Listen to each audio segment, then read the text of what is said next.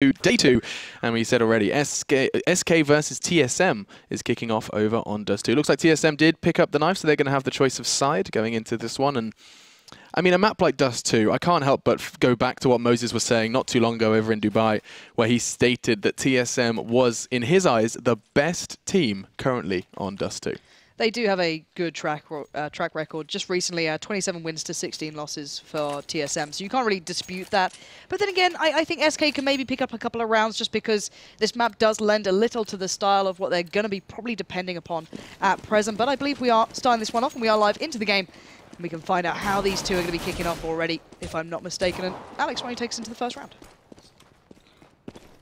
Sure thing. Let's see what's going on. They did opt for the full Kevlar for 4 members of their team, and already Carrigan's found 2 very quick Franks. Cadian and ESEA are now down. Bomb is not going to be too easy to retrieve. Carrigan was trying to sit on it there.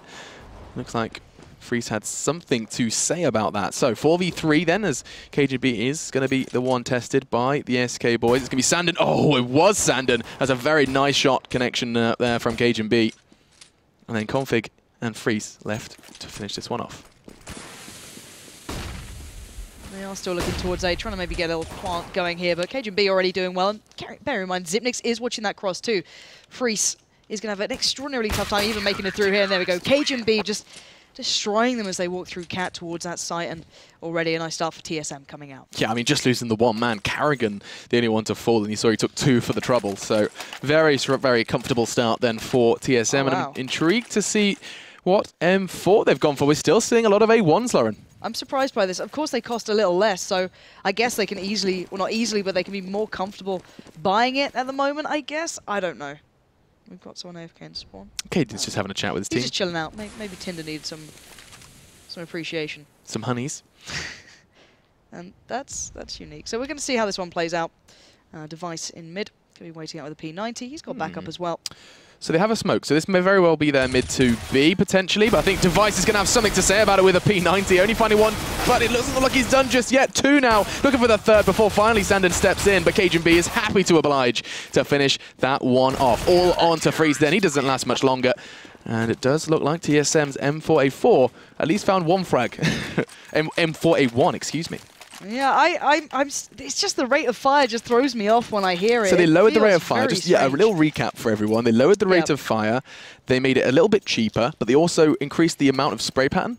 The base spread was increased, but the other thing is the armor penetration was also reduced. So it's almost ideal for rounds like this when they know the T-side's probably going to be struggling for it, but we are at least seeing the more standard M4 in the hands of Zipnix. But it's going to be the P90 straight up mid in the hands of Device, and SK being bullied around here, not really having much of a chance to get much done as Device just sprays down, and it's a little bit of a one-man show currently into that round. But that's 3 rounds cleanly for TSM on that CT side, and SK yet to really make an impression into this, but this will be the big gun round coming through, and this is what they need to do to get themselves rolling back into this game. Yep, and we're going to be seeing Freeze then put the AWP in his hands, hoping to try and make an impact with that one. And intrigued to see what SK choose to go for here, because we've seen a whole lot of teams really favouring this kind of slow, kind of cat short play.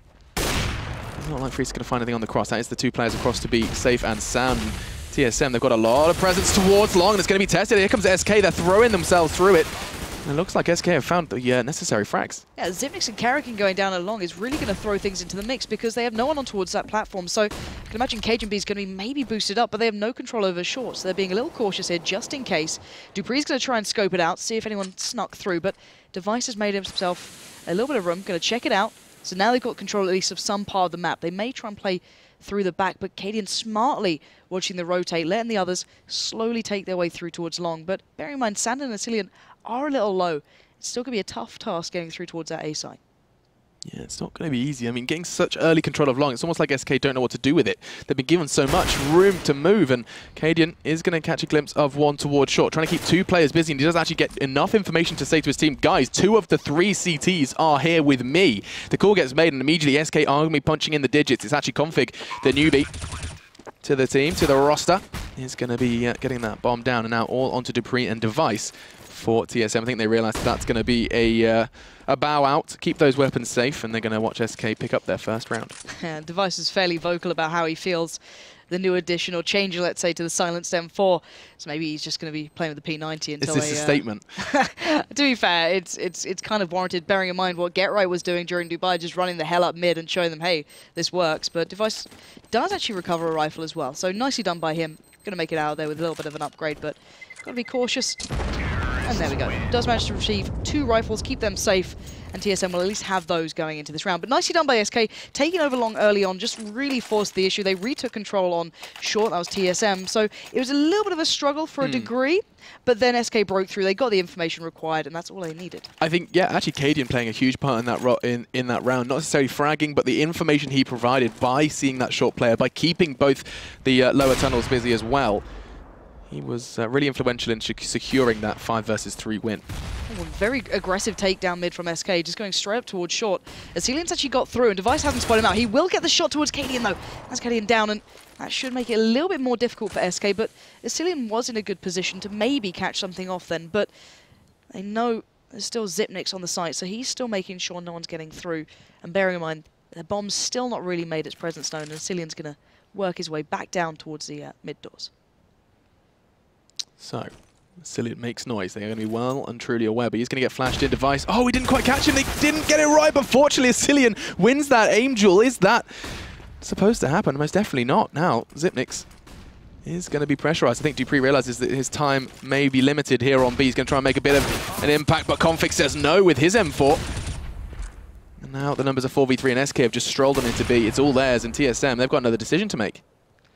They certainly do. Bombs going down, and they have no one near that B side. They don't have much utility either to really retake it, so I can imagine it's save time. They've got, what, 2 smokes, and the AWP's still in KGB's hands. You don't want to really give that away, so it's time to save out. But SK, really nice control onto mid, then breaking through. Didn't really play the mid to B side, so they kind of left Zipnix useless there. So he backed out, and it was all down to dupreeh, and he just got mowed down. Yeah, I mean, the main kind of observation I have to make there is, how did ESEA get that frag?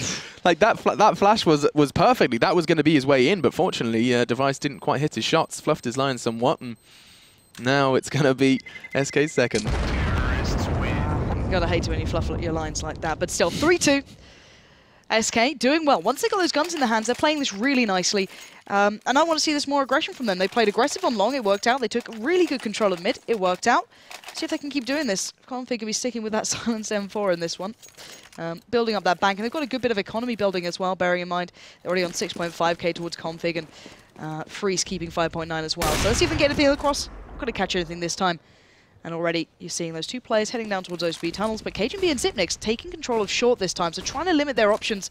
The AWP's going to get boosted up, but great shot from KGB finding ESEA, and then that's going to regain control in mid for TSM. Was that ESEA jumping as well? Maybe a shot he wouldn't have hit pre-patch. That's going to be 1 man to the good for TSM. Config, he has been ever present towards this B site. He's definitely been lingering around there, both on the B pushes and the not, but I think dupreeh's well and truly aware. But I don't think they're going to know Devices here. He's not even playing mid. So them double stacking towards B is a good little read into this one. I'm wondering if Device is going to make his presence known. There we go. They're going to find out pretty soon. There's 2 players here, and Device makes the most of it. 2 kills going for him. Cadian and Freeze get denied the entrance. Now Sandon in a terrible situation. He can't really make much out of this one. He's got the bomb to hand at least, but Zipnix already closing in. Karrigan as well. I think he's just going to get that up and try and save, but look at Karrigan already expecting him to make a run for it. This should be Karrigan picking it up. It certainly should be, but oh, Freeze. It's actually, sorry, excuse me, Sandon who gets the necessary frag. He has recovered Freeze's AWP and expecting to be hunted down. It probably is by the 3 TSM members currently residing within the upper tons, but no. So they may very well be allowing it. They nod their heads and say, okay, Sandon, you can have it. Bearing in mind, their economy's not great either. They need to keep these weapons as much as Sandon wants to keep that up in play. The T side can probably get a fairly decent buy coming into this one, and Sandon still looking for it, just in case he can get a gun away, because they really don't have much. They've got a good deal of utility left, so they want to stay alive in this, take that towards the next round, and hopefully get some control back into this game. So, an important round for TSM. That nice kind of read into their B push. dupreeh and Device holding it very, very kind of openly. His peak was so unpredictable. No one's going to be anticipating someone just standing in the open through tons. And now we are going to be going into another buy. That saved AWP is going to be thrown over, and you can see that shot, a fantastic hit from KGB. Even classed as a wall bang, so he was to clip the corner of that wall to find the head of his opponent. Now, though, where does this one start? We saw the entry frag and saw how influential it can be when the CT side do cut down the T numbers early. Yeah, Device just got caught in those doors as well. He got shot through there by Freeze, so already taken a little low. We saw his impact on that B site, and I actually quite like the way TSM are playing this. It's a little more unique. They're kind of giving up control of mid and playing a lot more from the sites, and then Xyp9x, if they feel there's maybe a presence there going mid to B, they'll pop back around, Dupree will fall back as well. So interesting play coming out from these guys. And the Cillian's going to be testing the waters there. He's just on the other side of things, so getting maybe shown to back away from that. Molly's going to come through. Deny kind of saw that use of that smoke, but while all this happens, SK are looking to try and take some control towards short, possibly just spread throughout the map, get some information, and see what they can find from it. Yeah, CTs are, I mean, they couldn't be more stretched out. They are a kind of line of blue across D2, and it's actually going to be Freeze who manages to find a way in. Dupree now down and out. I think Cajun's got a surprise in store for us now as he's going to be smoking off. I believe it's going to be the one-way smoke. Yeah, but that's not where they're going. Look at this. They're going straight through mid towards B. Xyp9x already crossed over, though. He's playing from the B site. Going to back himself in towards this one. They're going to know Device is surely still here. And where are they going to take this now? 2-2 split. Cadian and Sandon going in through that hole in the wall from the window, but nice work with the split coming in from the B tunnels. SK overtake the site. Perfect play coming through, but Carrigan fancies his chances. He's got time on this one, and here's the option. Oh, he does get the shot just about, but with only 8 seconds left. Where is that bomb? Freeze has it to hand. He's going for the plant. It does come in, but now it's a 2v2, Alex. Yeah, KGB's coming from the back, so they're going to be waiting. I think Carrigan's happy to just keep his eye on the time and wait until they have that even numbered 5. But Config wasn't ready for that. It's a fantastic swing from KGB as he does manage to bring it into a 1v2. All onto Freestone, and he's getting pressured with the AWP. It's not the ideal weapon, but he does hit the no-scope. This could be beautiful. It is not going to happen. KGB does prevail, coming from tunnels, finds 2 crucial frags, and is going to put 5 on the board for TSM. That was so close, though. I love that play from SK earlier on to take the side itself, but just couldn't handle the retake in the end. TSM investing into that, not necessarily a big risk. They still have a little bit of money, but a risk nevertheless. So 5-2. SK now a little shoddy for money, going in for the kind of smaller buy so they can get that utility to work with. So he's still got the AWP with Freeze there. You can see a Galil coming out, just a CZ as well. So some of these guns certainly far from ideal for the T side. Yeah, absolutely, and I mean, Cadian hasn't picked up a frag yet, and that does reflect in his buy, just a CZ for him. Yeah, this could be big. Carrigan this time has the perfect flash to support him out on long. He does get 2. There's the 3rd for Xyp9x. They shut down that presence, and he even predicts Freeze being there to back them up. Now, Cadian, sure, he's got himself in a good position, but there's no one near him, and the bomb's still at long, so he can't pick up much from this. I mean, in a dream scenario, he's going to find KGB. But not going to happen. Device does pick it up all too easy, and it's going to be another one on the board for TSM. That's going to be a very scary position now for the SK, as they're going to have to go into the world of ecos and see if they can try and get that bomb down. That's going to be their mission, and Cadian's going to be the one that helps them find it with a couple of investments into nades. We're going to be seeing 3 flashes and a smoke for SK to work with. Not a great deal, but maybe a mid to be split. We're going to have to find out what they can do. Obviously, you want to keep those Tech 9s as close as possible. And Device already feeling confident. Look at this, pushing out towards mid. He's got KGB kind of almost baiting out a little, saying, all right, there's no one here. But, ooh, Device shows his face and does make it out unscathed. Only taking a touch of damage, but Dupree getting flashed out, and here we go. The T-side do make their play. Good work from Asilian there, but there's actually no one else in on the site. KGB and Device are just watching them across. The bomb's going down. There's the molly coming in. Great shot from Device, just clipping down Freeze through that smoke and the box. So already SK's chances here certainly dwindling. SK did so much into getting that bomb down. That was really unfortunate. The Device hit such a fantastic shot because that was their way into getting the bomb down. That would have been an incredibly successful round in the eyes of SK. Either way, it does mean that they can go into this one with the full rifles. And I mean, 7-2 already. SK going to be looking to be making a bit more of a dent on this T side. And I think the avenue to do so most definitely has been their control of mid. When they have neutralized the threat in middle, when they have had control, I mean, we saw what happened when Cadian was allowed to just kind of hold the middle area. Whenever SK are controlling it, more often than not, the round looks much, much better. It does, and it looks like SK are playing this one a little slower, and you can't really blame them. They've been trying to go for these kind of early picks. Config! What on earth? How did he just sit in that? He's just down to 22 HP already now. Asilian's just going to try and go for the peak. Try and pick up someone in mid. They know that Xyp9x has been playing a little close sometimes. Trying to catch him off Device as well by those doors, but Sandon's the one to find Carrigan. That's the difference here. Carrigan going down might open an avenue towards that A site. They've got a little bit of presence towards short. They might actually work off the back of this. Config has become really, really predictable. That's the same position he's been caught out in time and time again now, over towards B. But look at Cajun B here. He's got 3 players going towards him. I think he's reading the situation well. He's going to back out a little bit, give him some time to readjust if required. He's just going to stay as focused as possible on long here with this AWP.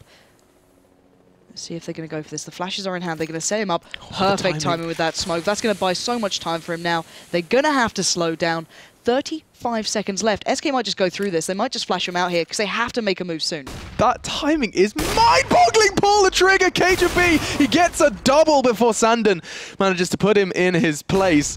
And now Xyp9x is going to be the one who has to hold steady on the site. Cillian getting pressured from behind and in front. Fortunately, though, connects onto Device. And now Xyp9x wide open. dupreeh trying his best to try and find some sort of safe haven. And it was impressive that Xyp9x zoned out Cillian on short, now allowing dupreeh the chance just to creep around the back. He's going to find Freeze, and now just one man stands. Perfect synergy between the two players then. Xyp9x, knowing there was going to be a threat from long and short, he focused towards short, took one down, allowing dupreeh the chance to come back through.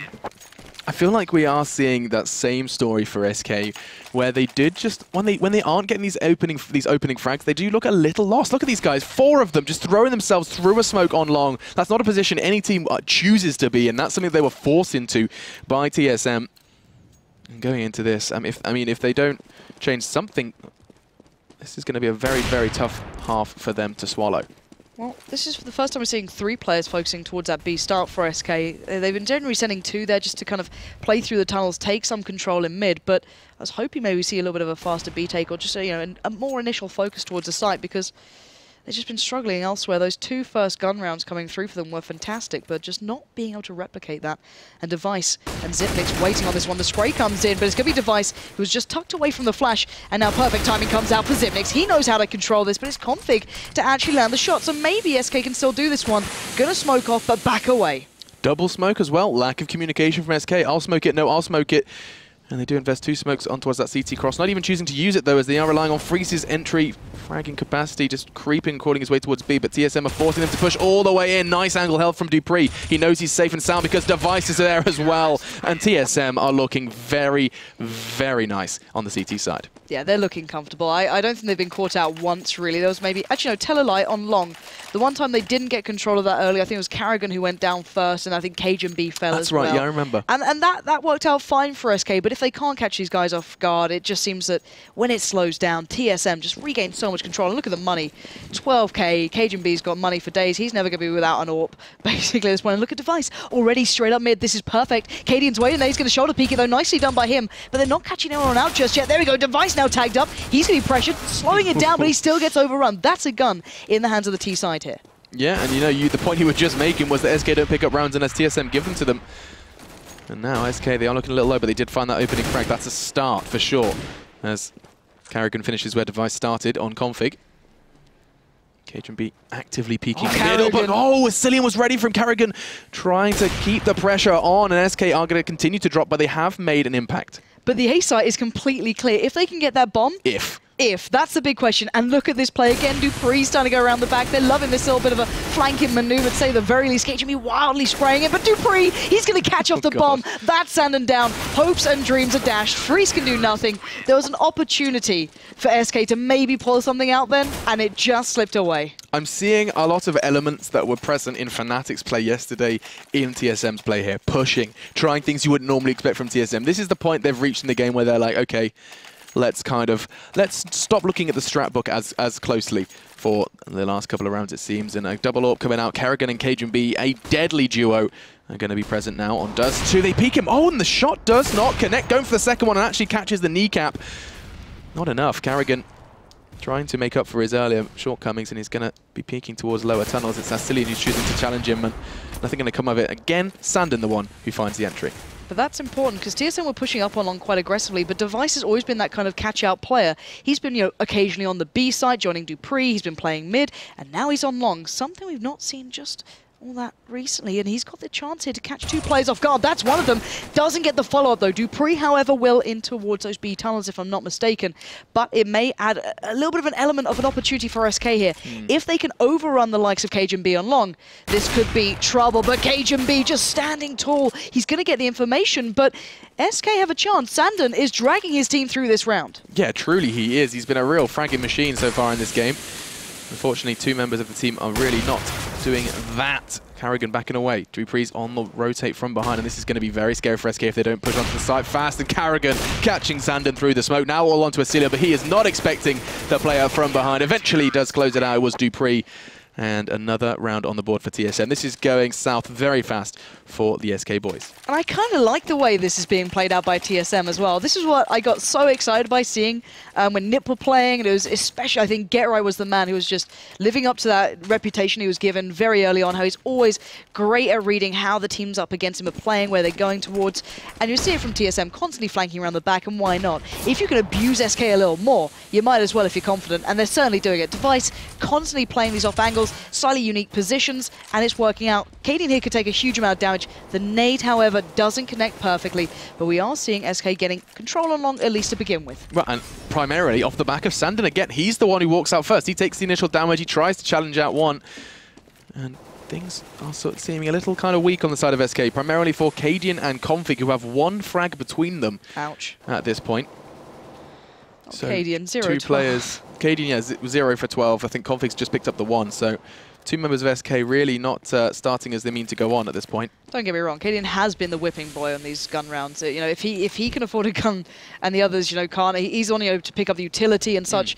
And look at dupreeh, such confidence already. He's going to get the information. There's at least still a player there. They know there's probably one down towards pit. They're certainly going to know now. And everything SK are doing is giving such an opportunity for TSM just to get around the back, add pressure. I'm surprised Device isn't already up mid, if I'm honest. It's 30 seconds left, and they're all just going to start stacking out towards A. They know there's no one else anywhere else. CageNB's just watching mid, basically. And it's allowing TSM complete control towards A.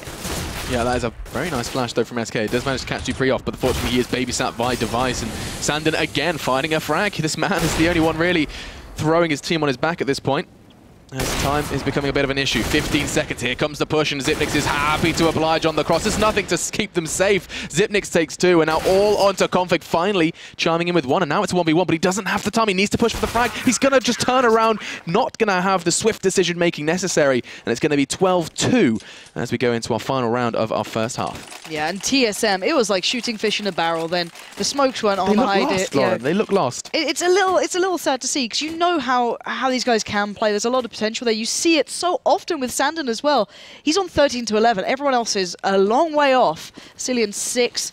It's just really not great from these boys. And oh my word, all right, we're going to get a little bit more BM from TSM, just really adding it. And we're going to have the AWP running up mid. That's Carrigan there. They're holding him off at long as well. Carrigan's going to find him. And there's not going to be a kill in this single game for Cadian at this rate. It's going to be pretty depressing for him.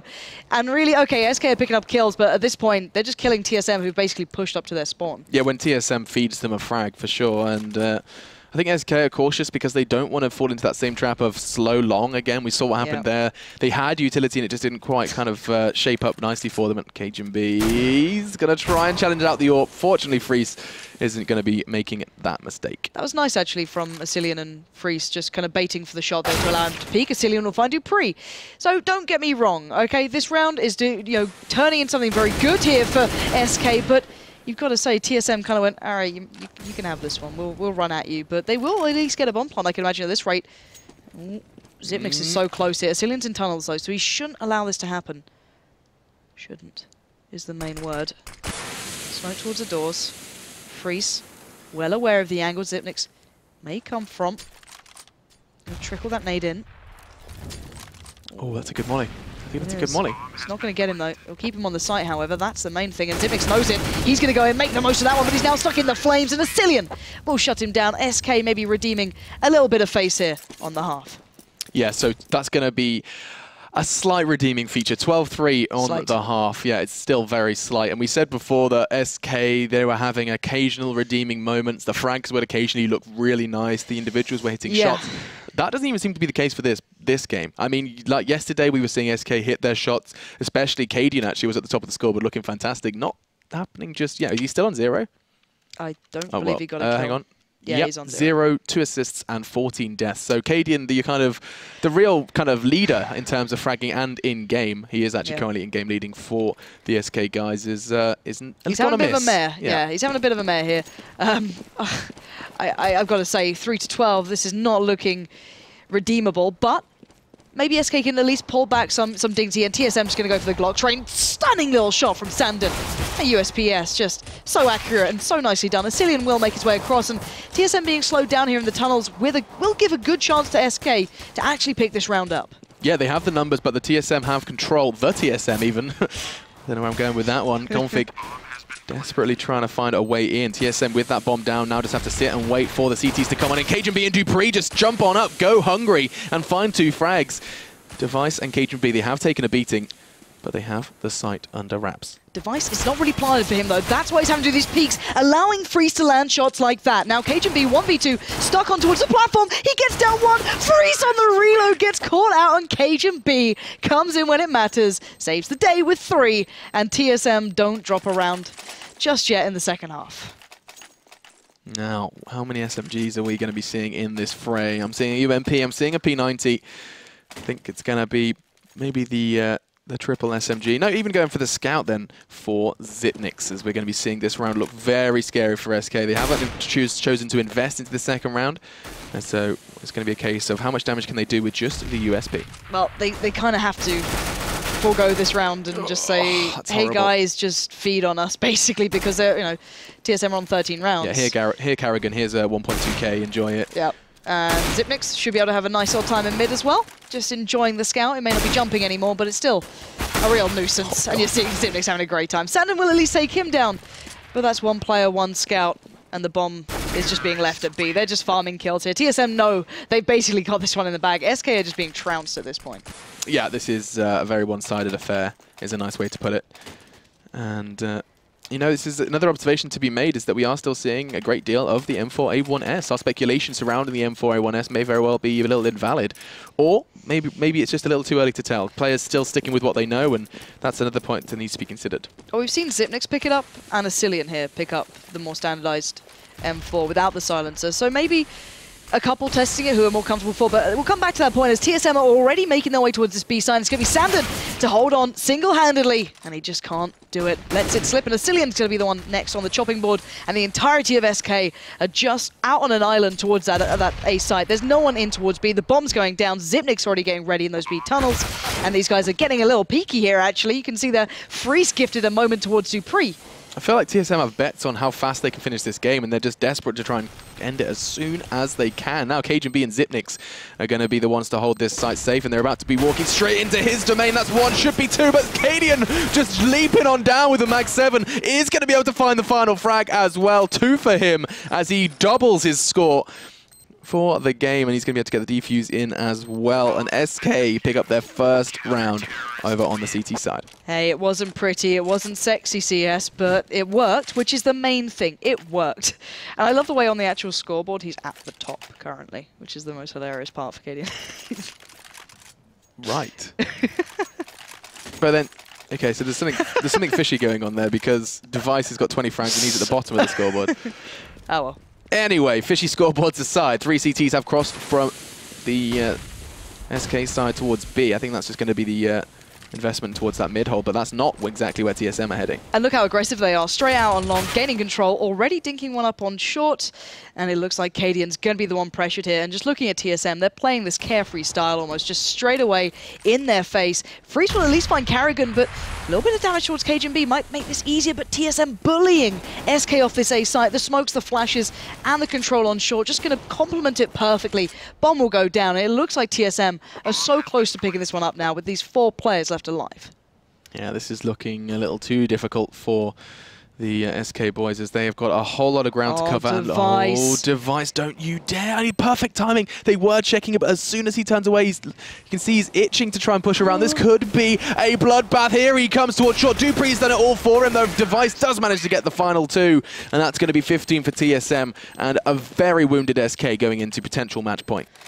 Yeah, money is far from ideal, to say the very least, for SK as well. That's the worst part of this. They're going to be down to whatever they can scrape together. Don't get me wrong, Cadian had to get a shotgun until he got a kill, so maybe they could do something from this. But so far, TSM looks so confident, so willing to go for these peaks, these aggressive plays, because it's working, and really SK have no utility to slow them down. They've, what, a couple of smokes? It's not enough. I'm surprised Cajun B's not just flying up towards short, and he is. He knows he can do this. Cajun B now understanding that, okay, well, they're down to pistols. They don't have much to work with here. Let's keep this pace up. For how long, though? This is actually Silien who draws first blood. That's big with a 5-7. That could be the start of good things to come. It is. Config finds Cajun B as well. Now just 3. Bombs loose from TSM as well, so that's going to be slowing them down, you would assume, or not. Dupree emerges through the smoke. Xyp9x is there as well. Onto Config, and good God, Xyp9x just dropping SK now down to 2. Sandin and Silien have, or rather just Sandin, it all to do. It's going to be game over. Device and Dupree were the last men to contribute to that one, and we do have a very one-sided affair. We said it was looking pretty rough from the start for SK. Yeah. I mean, 16-4, that's something just to kind of write off for SK. They said themselves coming into this one, of course, they managed to fight. They secured that first place in the Premier Division to come up into the Pro League. They said it's going to be a game of survival. They're here to learn. They're here to improve. I don't know how much you can learn or improve from a 16-4 defeat against TSM. I think maybe Cadian, sitting at the bottom of the scoreboard, he's probably like, I know TSM, I played with TSM. Like, maybe he was overthinking everything. It could be. I just think, you know, TSM were playing this very don't care game. Yeah. The start of the game is, when I was speaking to Henry G, there's a lot of teams that you kind of have to make them respect you to start with. Like your Fanatics, your TSMs especially, they pressure so much, and they won't fall back into the normal game style that you've probably anti-stratted until you've broken that confidence, because you're not going to think, well, Device is going to run up mid with a P90 every now and then, or Carrigan's going to run up mid with an AWP. Or Carrigan, right? So these things you can't predict. So they, for SK, they'd have to make them respect them first. Push them back, use that utility, pick up these kills, deny that play, and then get TSM playing their standard style. SK didn't do that. That's the thing. SK were just too far behind, not being all that potent in the way they were taking the sites. Although those first couple of gun rounds, I think on their T side, weren't the worst in the world, but it certainly wasn't something that you're going to be able to take down TSM with. Yeah, so more to be seen from SK, of course, as we do move through. We've got a whole lot of SK in today's game, so we'll be able to see the contrast and the little improvements hopefully starting to develop. Maybe Cajun starts fragging, maybe Config as well, who was relatively quiet in that one, in place of Berry. So our second game will be NiP up against SK, so we get to see a little bit more from the Danes, and also to see if NiP can continue this path of dominance they have accidentally slipped and tripped onto. I've got to feel worried a little bit here for SK. If they've just come up against a very aggressive disrespect style from TSM, you're looking at NiP, who just fashioned that over in Dubai, and we're like, all right, we're going to do exactly the same sort of style. So if this comes out again, this could be a really dire day for SK. Yeah, we could watch a whole lot more of SK dying. We'll see, though, guys. We're going to be back after the break with your second game here of the ESL ESEA Pro League. And we're going to see the Julies probably, I can imagine, would get right something he was known for. And there we go. They're already back out. That's what I wanted to see. So they are on the CT side. You guys saw the knife round going down. And I don't think we need to introduce these two teams. You know who they are by now. But this one is going straight live. Give us Get Right. Yeah, there we go. Give us Get Right. And actually, he's in a great place here. A lot of SK are still around that second mid. And they're going to be going right in towards him if they push through towards those apps. Yep, so of course with the new patch changes, we did see a little bit of a tweaking towards using the Julies, a increase in their range through their modifier, and oh, damn, looks like Good Forest has done a good pick up there. It's taken down Freeze over towards T-Ramp, expecting another challenge to come, but not two of them. He's going to back away, and he's actually quite fortunate to get away with almost all of his health. In the meantime, Get Right is still sticking around towards apps. I love these guns. They're very unique. Yes, unique. All right, here we go. This is what I wanted to see. And it doesn't go very well. All right, Config, way to ruin our hopes and dreams. But SK do take over the site. They plow through it. They've got control. And even though Forest was the single man towards B after they did pick up the kill towards Exist, this should be a fairly comfortable round here coming out for SK. They shouldn't really lose players here, but Forest renowned for this pistol ability. Looking for an opportunity to maybe pluck the head off of someone's shoulders. There's one. That's Sandin gone. Beautiful work already. There's two. Forrest's not going to make any more of that, but he's always a dangerous player when he's last alive here. Truly a scary presence on any map when he has a pistol in his hands. Now, though, it does look like NiP are going to be going into the second round for a vengeance, picking up the pretty much 5-7s across the board. 2 CZs is a very hard... Are you okay? Have I got a speech jammer on? 2 ZZTZZZ 75s. Yeah, four doesn't exist. Picking up that CZ, and they're going to be seeing rather deep smoke actually thrown out towards Banana. Well, it's more to bring him in close and just give the chance for Freiburg to get up a little closer and just kind of have that 5-7 or CZ at perfect range to be using. You can just spam that one away. So, SK going to be slowed down a little here. We're seeing Get Right and Freiburg over towards B. Forest, Alu, and Exist holding towards A. And SK are stacking up towards Banana, and there is still a little bit of utility there. Get Right does have a flash that could be put out on Freiburg. If he gets the information here, this could be perfect. Let's see. Molotov comes out, not going to Freiburg's position. They're going to check this one, but there's a flash on the first. He does take down Cadian. Can there be any more? He's got the tag, not the frag. Sandon gets through. But Get Right does have the armor here as well, so they've kind of gotten fairly invested into this round. Yeah, I mean, this is a pretty solid start as well from the CT side, and it does look like SK are starting to consider a real commitment towards B. And if they do, there's 4 players of NiP here, bearing in mind, and if they get wind of that, they're going to be getting the hell out of there, and there we go. They are going on the rotate, smartly done by SK. Get Right and Exist, though, aren't too far behind, so they might be able to get maybe a position towards CT Arch or Library.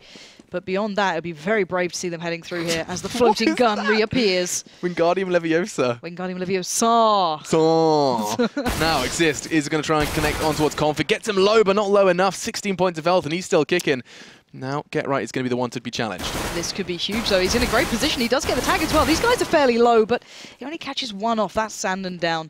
Very well, Config and Asilian are actually pretty low here. The 2 rifles are still in the hands of the T side, though, which is the important factor. Bomb is planted, but this could be still possible. Forest being rather frugal with the bullets, let's just say, in that CZ, as you have to be. And 1 bullet should do the job. Forest will deliver that one eventually. And now it's a 2v2. The CT side don't have a kit, but they can make this very expensive if they don't get any more. I think Asilian's jump has actually just shot himself in the foot now, because Lane must be aware of his location. Then again, it doesn't look like NiP are willing for it.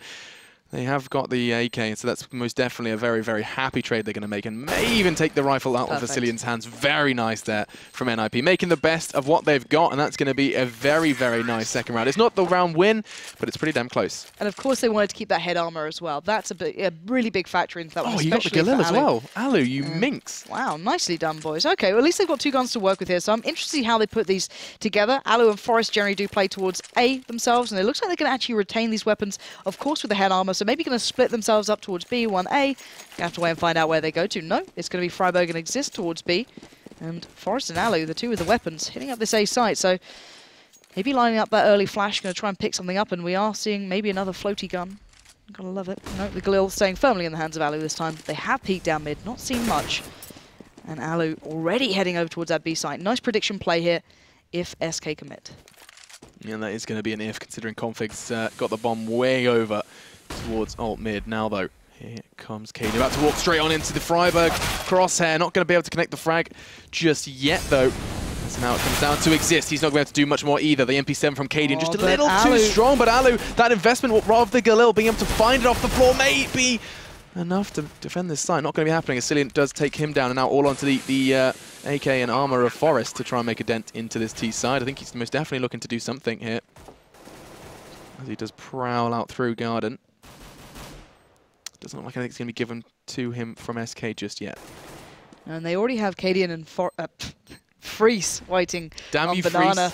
And Forest's going to get absolutely destroyed by Freeze, and Config's going to find Get Right. So they don't get to keep much, and they don't take much away. Only Sandon going down for SK there, so actually maintaining numbers really well, getting the bomb plants, building up that economy, and, well, keeping it a little bit more difficult for NiP. But this is what I wanted to see, a team who's fully gone in for the standard M4s, stock M4s. No silencers coming out for these boys. I can imagine Freiburg's pretty happy with this update. He's gone back to what he knows, and he's going to be fine with that one. But the others are going to have to adjust across. And for the SK side, they get a lot of utility now to work with. They should be able to convert this round. That's crazy. I mean, that's something you would never have seen pre-patch. I mean, look at that. It feels odd to my eyes to see those 5 M4A4s. Forest fluffs his smoke. Instead, he's just going to be making that bedroom a little smoky, one way or the other. As it does look like SK have got the bomb towards the apartments area. They are going to be trying to whittle away NiP's numbers towards A, but there's plenty of time on the clock, and Navi showed us yesterday just how you can play that time on the T side. T side suddenly working it down. There is definitely a barrel light. Oh my God. Go It's like we're in Hogwarts. If only this was Cobble. This is mad. It's ridiculous. But anyway, SK are going to be making their play straight up mid. A quick flash and a smoke towards that CT arch side will come through, but Forest up on that mini balcony area. Going to be peering across in a great position as well. Going to have that vertical advantage to really work with and exist on the ground too. So this can be very hard if SK go towards quad side. Alu's just waiting patiently by CT arch. He's going to be a linchpin here. You can see the shoulder peek coming out, the flash to follow.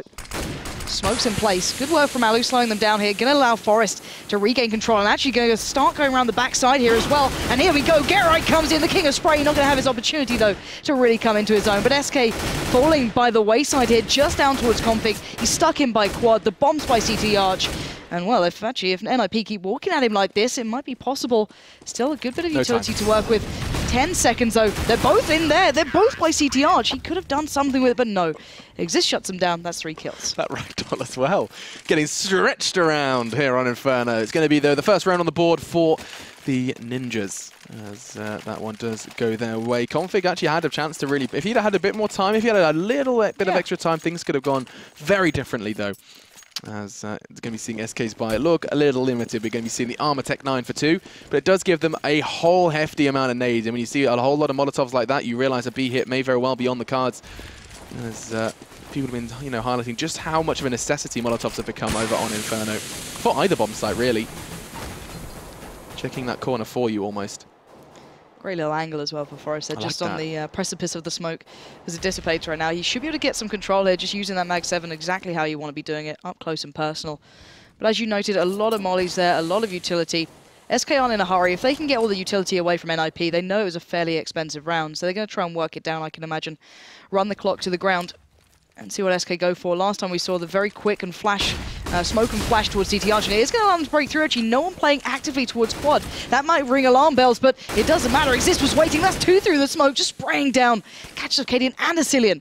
Now, Forest knows that maybe quad's going to have a presence there. Spots out Freeze in towards mid, but not had the range, the opportunity to really put that Mag 7 to use. Yeah, and Exist is just loving all these extra magazines he's allowed to spray through smoke. He's still going to be looking to connect, as it does look like SK have made a little bit of a change to their plans. Freiburg, I think, readying himself for this push. The nade is going to suggest that the smoke does come out, and here comes Sandin and Config. They're strolling onto the side. They have got a good eye on Freiburg. Geralt's there to hold his cross, though, and it does look like he's going to be forced away from that smoke. Going to be 1 before he does go down, and now SK 2v3. The numbers don't favor them, but they have control of the site. But what's Exist going to do here? That nade just absolutely ravished him, but Exist, he just doesn't see smoke right now. He's an absolute beast. Config goes down, and now Freeze left in a 1v3. He's tucked himself into the smoke, though. He knows where the plant is, but it doesn't matter. Exist doesn't care for smoke anymore. That's 4. I just want to see his perspective through that whole round. How many kills did he actually see the player in? But still, he gets the defuse, he gets 4 kills, and keeps NiP in control of that round. It got a little hairy at times there, though. Yeah, absolutely. It's just smoke just ceases to exist for Exist, and now we're going to be seeing 2-3. As P90 is going to be picked up by Geralt. Absolutely 0 surprises there, as we do know that Geralt has got a real preference for the P90. The most frags by a long way over at Dubai, where we were talking to him, and he said, yeah, games are going okay, but I really need to get more P90 frags, were his exact words. So we'll see where he goes with this one. We saw his crazy 4K yesterday over on Train. Going straight down? And he is going on a rampage. Charging straight down. The nades are going to suggest there is someone on the way there, but only one waiting for it. Then I want to see, look, Exist, this is what I want to see, them actually controlling the map as well, kind of funneling them straight through towards second mid, where Alu and Exist were waiting, allowing now just Geralt to leap through. He's going to check down towards underpass, and he will not get the kill. That'll be taken away from him, but Alu will get it, and now Sandin desperately trying to get towards A. If you can get a bomb plant here, this is actually pretty respectable. Maybe something they wouldn't have expected to be able to have, and there we go. Does get the bomb down. He's not going to get anything else, I can imagine. Maybe a kill at most, but no. So bomb plant comes in, though, for SK, so keeping themselves, even in these rounds, fairly well in check. But then again, that was a real mow down by NiP. Yeah, I mean, SK picking up the initial 3 rounds off the back of the pistol and then going straight back. NiP return the favour with 3. Problem that we've encountered over on Dust 2 was Config and Cadian not fragging. At least one of those problems has been resolved, as Config residing at the top of the scoreboard with 8 frags, just 6 rounds in. Yeah, and we're going to be seeing Forest pick up the AWP here instead of Alu, who actually had the front spawn for this one, so it's no real surprise. And on the other side, there's going to be Freeze, called Forest, doing the exact same thing. For some unknown reason. Who knows? Maybe just a big fan, But Forest is going to smoke off down mid, going to allow him some control, peek down towards second mid. and just slowly but surely work out the angles here and just keep SK guessing. But there's a 3-man stack as well coming out towards B, Alex. This is very different. Yeah, NiP keeping things interesting, keeping the T side guessing. That's another factor that, again, friberg does manage to force the issue. Sandin went down through smoke again. I think NiP are kind of forgetting that smoke exists. You know? Yeah, that's what's going on. As it does seem like SK have set their sights on A, but nothing's come of it just yet. The CT side full health, other than friberg, who took a little bit of a beating from his teammate over on B. And 50 seconds for SK to do something. Here they come. There's going to be a wave of Ts, and it looks like GetRight's got the perfect angle. I think they did just catch a glimpse of his foot, but he's ready and waiting with a P90. Finally, Cadian does end him, but in the meantime, NiP just slaughter SK, line them up, topple them down, and now all onto Config to try and get something out of this round. Yeah, it's quite repetitive from SK. We've seen that play towards mid several times. The smoke CT arch side, quick flash through, try and make a really instantaneous presence, and Exist is having none of it. We saw him picking up either 2 before, 2 now, and then, okay, GetRight didn't do well, but it doesn't matter. He slowed them down, got the information. friberg closes out, and SK, the predictability, it just really isn't helping them out, and actually not going in for the AWP then. I think there's an AWP on the ground that they could have picked up, but Alu maybe just fine with what he's got, no need for it right now, and even though he's got the front spawn, I'm surprised Forest is keeping hold of this. Yeah, I think they're just kind of trying maybe get something a little different, especially because Alu has been hailed as one of those players that really can make, especially T-side Inferno, AWPing work. Moses was kind of really talking to me about that and saying that he is one of those surprising players, plays it very differently to others. As now, again, look at this aggression. GetRight's just strolling down banana. No smoke this time. There's 3 players there. That's a little overconfident, potentially. Cadian and ESEA then finding first blood. 3 CTs remain. I think NiP may very well be starting to pay a bit of a price for this aggression, but round's most definitely not over yet. And they've already stacked it out as well. If SK turn tail and run at this moment, they could have a free shot towards A, but NiP putting all their weight on this banana. Exist still spraying down to it. friberg's going to turn his tail and run. Get back over towards A, just in case they do make a bit of a presence towards it, and it looks like they are going the long way around. They don't know where these players are. That's all that's displaying to me, working through second mid, T-apps. They don't know if NiP pushed down. That's the biggest thing here. friberg actually fell back towards site. And that was NiP's last smoke as well. That's gone, and so SK are going to have a lot of time with a lot of freedom.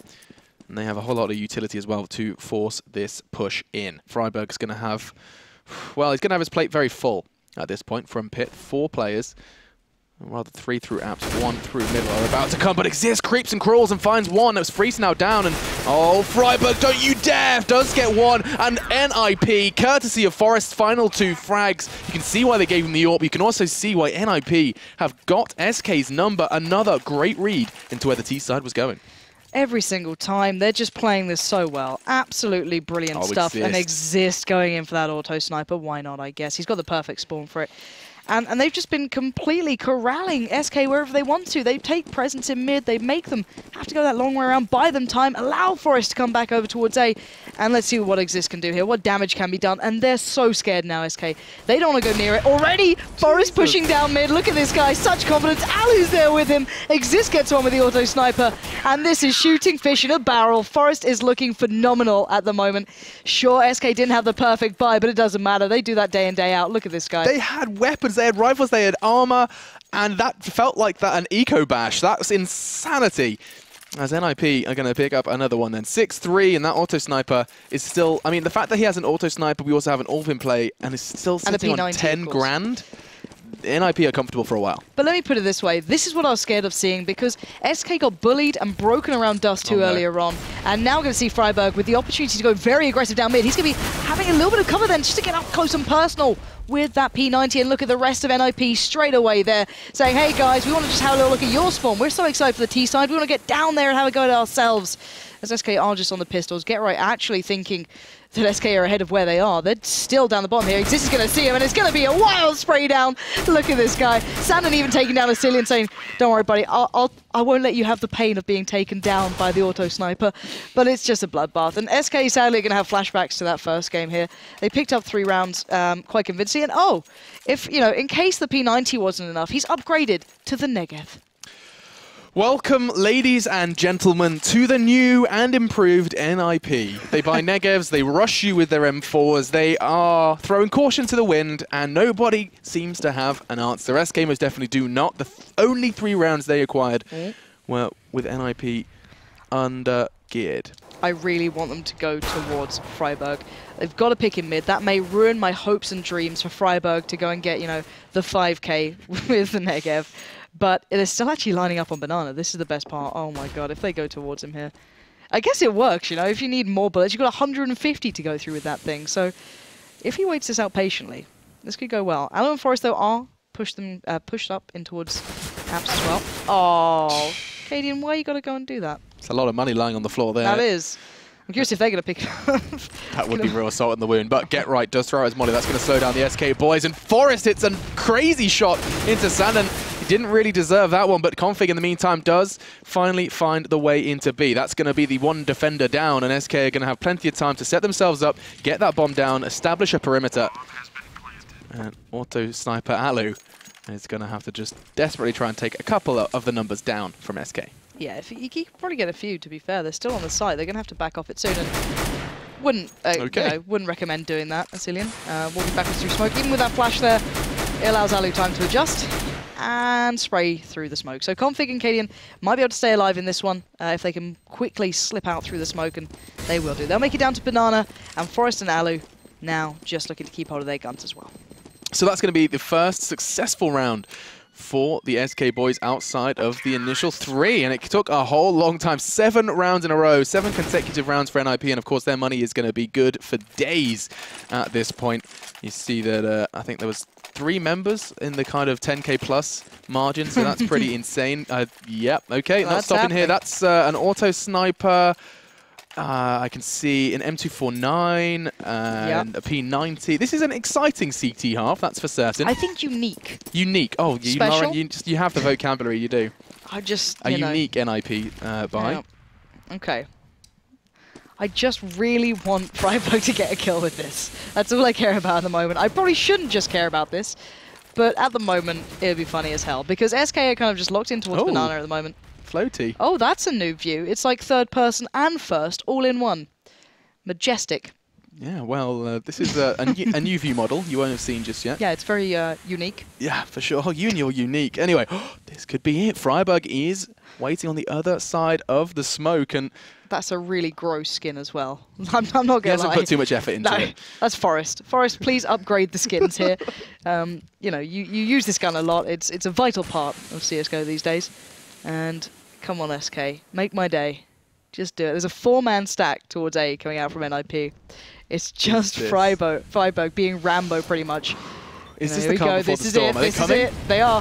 He's going to throw the molly down. No. Oh my god, that flash, Freiburg! Why? Every time, buddy. You've been caught off twice now with a perfect opportunity to use it, but doesn't happen. And SK actually have the sight here. Alu, though, through smoke, doesn't really care. And now we are going to see NiP on the retake. I'm finding it hard to take seriously when this is happening, but it's working out. And Get Right tries to make it up towards Banana, doesn't have much luck there. Now Forest, Alu, and Exist have to play for this retake. Yeah, maybe potentially a sobering round for NiP. We shall see. But Forest has already found one onto Freeze. Exist so good at the moment with the M4. And just onto Config then, as it looks like SK, despite being gifted this site with a very flashed up Freiburg, have to work hard. Just one man, he's going to find it. The new blood for the Danes picks up 3 and the round and the AWP as Config is putting it all together and does manage to bring in the second for SK in a row. Yeah, maybe NiP needs to calm it down a little just bit had, like maybe like 3 M4s, like mix it up. There we go. They're back to normal. 4 proper rifles. Okay, they made the call. To be fair, it was actually really unfortunate timing on Freiburg. He got shot through smoke once when he was holding Banana, and then the second he just got flashed and a little bit caught off guard and in a bit of a poor position. But now it's time for SK to actually work with this. It was unfortunate that NiP get this confident for them, and especially when Alu's going to do stuff like this. He's just so confident. Everyone is in NiP. That's the thing. They're just playing this carefree style that's so hard to deal with that even though just 2 rounds back-to-back pretty much, SK have been not necessarily the most dominant, but doing the damage that was required, they're still going to be pushed up like this and Exist holding those apps so close. The bomb isn't here though, so they're just trying to take over, slow them down. SK need to remind NiP to play like a normal team, to slow it down, but Exist doesn't care. He's going to pick up that kill towards Config, and Config was so imperative towards SK before, and Asilian looking to take that mantle. Yeah, he knew there'd be a very low health member. Oh man, that's beautiful cover from Forest. Slips through Boiler. He's going to, not going to stop just there. Sandon stops him in his tracks. Now the numbers do favour NiP, but looking to change that does seem to be Freeze, as That flash is going to delay him, but he is training his AWP on the very angle that GetRight is about to push. This is going to be very unfortunate. It should very well be the end for GetRight as he gets hit in the legs. AWP from Freeze, not enough. And now all onto Sandon. 2 members of the 3 are pretty down low, and he does have access to the bomb, but I think time is going to be the main factor here. Let's see what he does with this, because Exist and GetRight are both so low. They're both... If that molly goes in, if only, but will he expect the second? No way. No. Why would you ever... Oh, this could be good. Exist has to get out there. 2 HP. There we go, Sandon. Perfectly done. Let's see what you can bring now. That's 3 kills already. Now it's Freiburg up against Sandon. Sandon's got to know he's close. And a stunning shot to close it out for Sandon then. Just picking up 4, finally getting SK back close in this game. NiP being reminded that you can't take this too lightly and take it just for granted. And you're seeing SK make the most of that finally. Big round from Sandon. 4 frags, and NiP, I think this is going to be a pretty nasty situation to be left in after starting so strongly. They got 7 rounds back to back, and now SK have responded with 3 in a row. Can they find the 4th? It looks like NiP are still not going to be going for the lighter buy. They are still forcing into this one. You can see they have an M4, an AWP, and then a little bit of everything else. Exist, the one with the AWP, going to be backing away because he does get forced out courtesy of the Molotov. But the T side, they have the advantage in the buy. It's just going to come down to what kind of entrance they can find this time. And they have so much utility to work with. Almost 3 players have a molly to push these guys out of those corners. We saw already it forced to Exist off that peak towards B. Give them a little bit of control. And considering how aggressive NiP have been, SK can use it as almost just a way to check corners without having to peek, without taking the risk. And I think Exist is going to have another chance here. Just waiting it back. It's Sandon and Cadian who's just on Banana. If they push up a little further, just around the corner, he's going to have the chance here. And actually, 3 players down Banana, make it 4. SK very patiently working their way up here. Freiburg's got him as well. Freiburg's in the background. Still got a smoke on him as well, so he can put that into place. Exist is going to adjust. Freiburg putting down the smoke, and NiP regain some control. But we know they like to flash through this, SK. I wonder if they're going to do it again. Actually, I think that frag from Exist may have been enough to force SK away. Freeze with the bomb is going to kind of be begging Asilian to find an entry on A. Well, this is good. They've actually dragged GetRight over towards B. And SK are nowhere near. Asilian's got a great deal of coverage and map control gathered here. And now SK are going to make their presence known towards the ESEA site. And it's going to be all down to the likes of Forest to try and keep that one in check. And now Alu on the site does work with a 5-7. Can he find another? No, Freeze comes in, tells him, hey, this tech line's the one. But time, he's run out of it. It was on 3 seconds at the end. Not enough to get that bomb down. And GetRight even comes in at the end with the UMP. So 1 second out of time then. NiP making that work, and primarily off the back of Exist. 2 crucial frags. You saw him even take Config down at the end of that one over towards B, just destroying the decoy. That was Config, and now we see SK in a pretty dire strait. We saw what NiP could do with a shaky buy, and now we're going to see if SK can return the favour, as they have got the nades necessary. They see the 2 mollies. There's plenty of smokes across the board. In fact, got rocking 4 of them alongside the flashes, and again, this time it's Alu who makes the early impact. He's not stopped here. That's a second. Disappears back through the smoke. Fades to black as 2 are dead already. This could be... Oh, if Config had actually succeeded with his jump, he could... Oh! Forest slaps Sandon with a Mag 7 frag. Now Config and Asilian are left. Oh my god, he's got a good read on Config. He's got this as well. He should most definitely hit it. He does. And Forest with 2 with the Mag 7. NiP just keeping things interesting. This sums up NiP perfectly. Ali pushing down mid, picking up so many kills aggressively. And then Forest as well with the Mag 7. Just sheer aggression, sheer almost crazy play coming out. But that round summed up perfectly what we'd seen from NiP throughout that half. Alu just like balls to the wall. Crazy. Nothing's coming down mid. I don't know where that intel's coming from, but straight peeking ult mid, catching a frag there alongside Forest is just...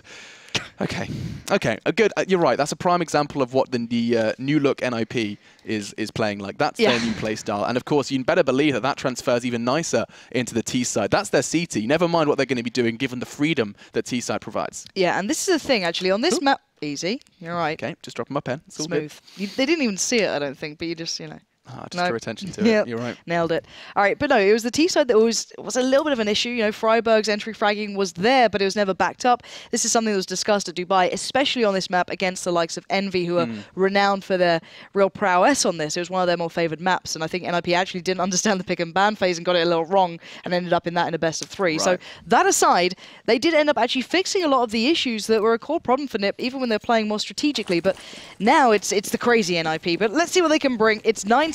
It's in their favor, but they're on the T side, and it's going to be a little bit more difficult. Maybe. Maybe. I'm going to say maybe. Yeah, you probably should stick with that for now. As, wow, 5-man stack from SK. Yeah, SK have got a pretty good idea of where NiP might be going, but oh no. Oh, this could be disastrous. Cadian's going to be rotating around, or at least he's considering it. He's just thrown out a smoke, I think. So if he's done that, that's kind of kept NiP at bay. But this is insane. The numbers game is quite literally just keep your eyes on the map. There's nothing else to look at this point. As you can see, NiP are desperately trying to sell this as a B. What's the thing? SK know they're not a B yet. If they'd worked it out, there'd already be a plant down. So SK are holding their nerve really well here. And they're running that clock so low. It must be Cadian. Cadian's the one saying, no, stay.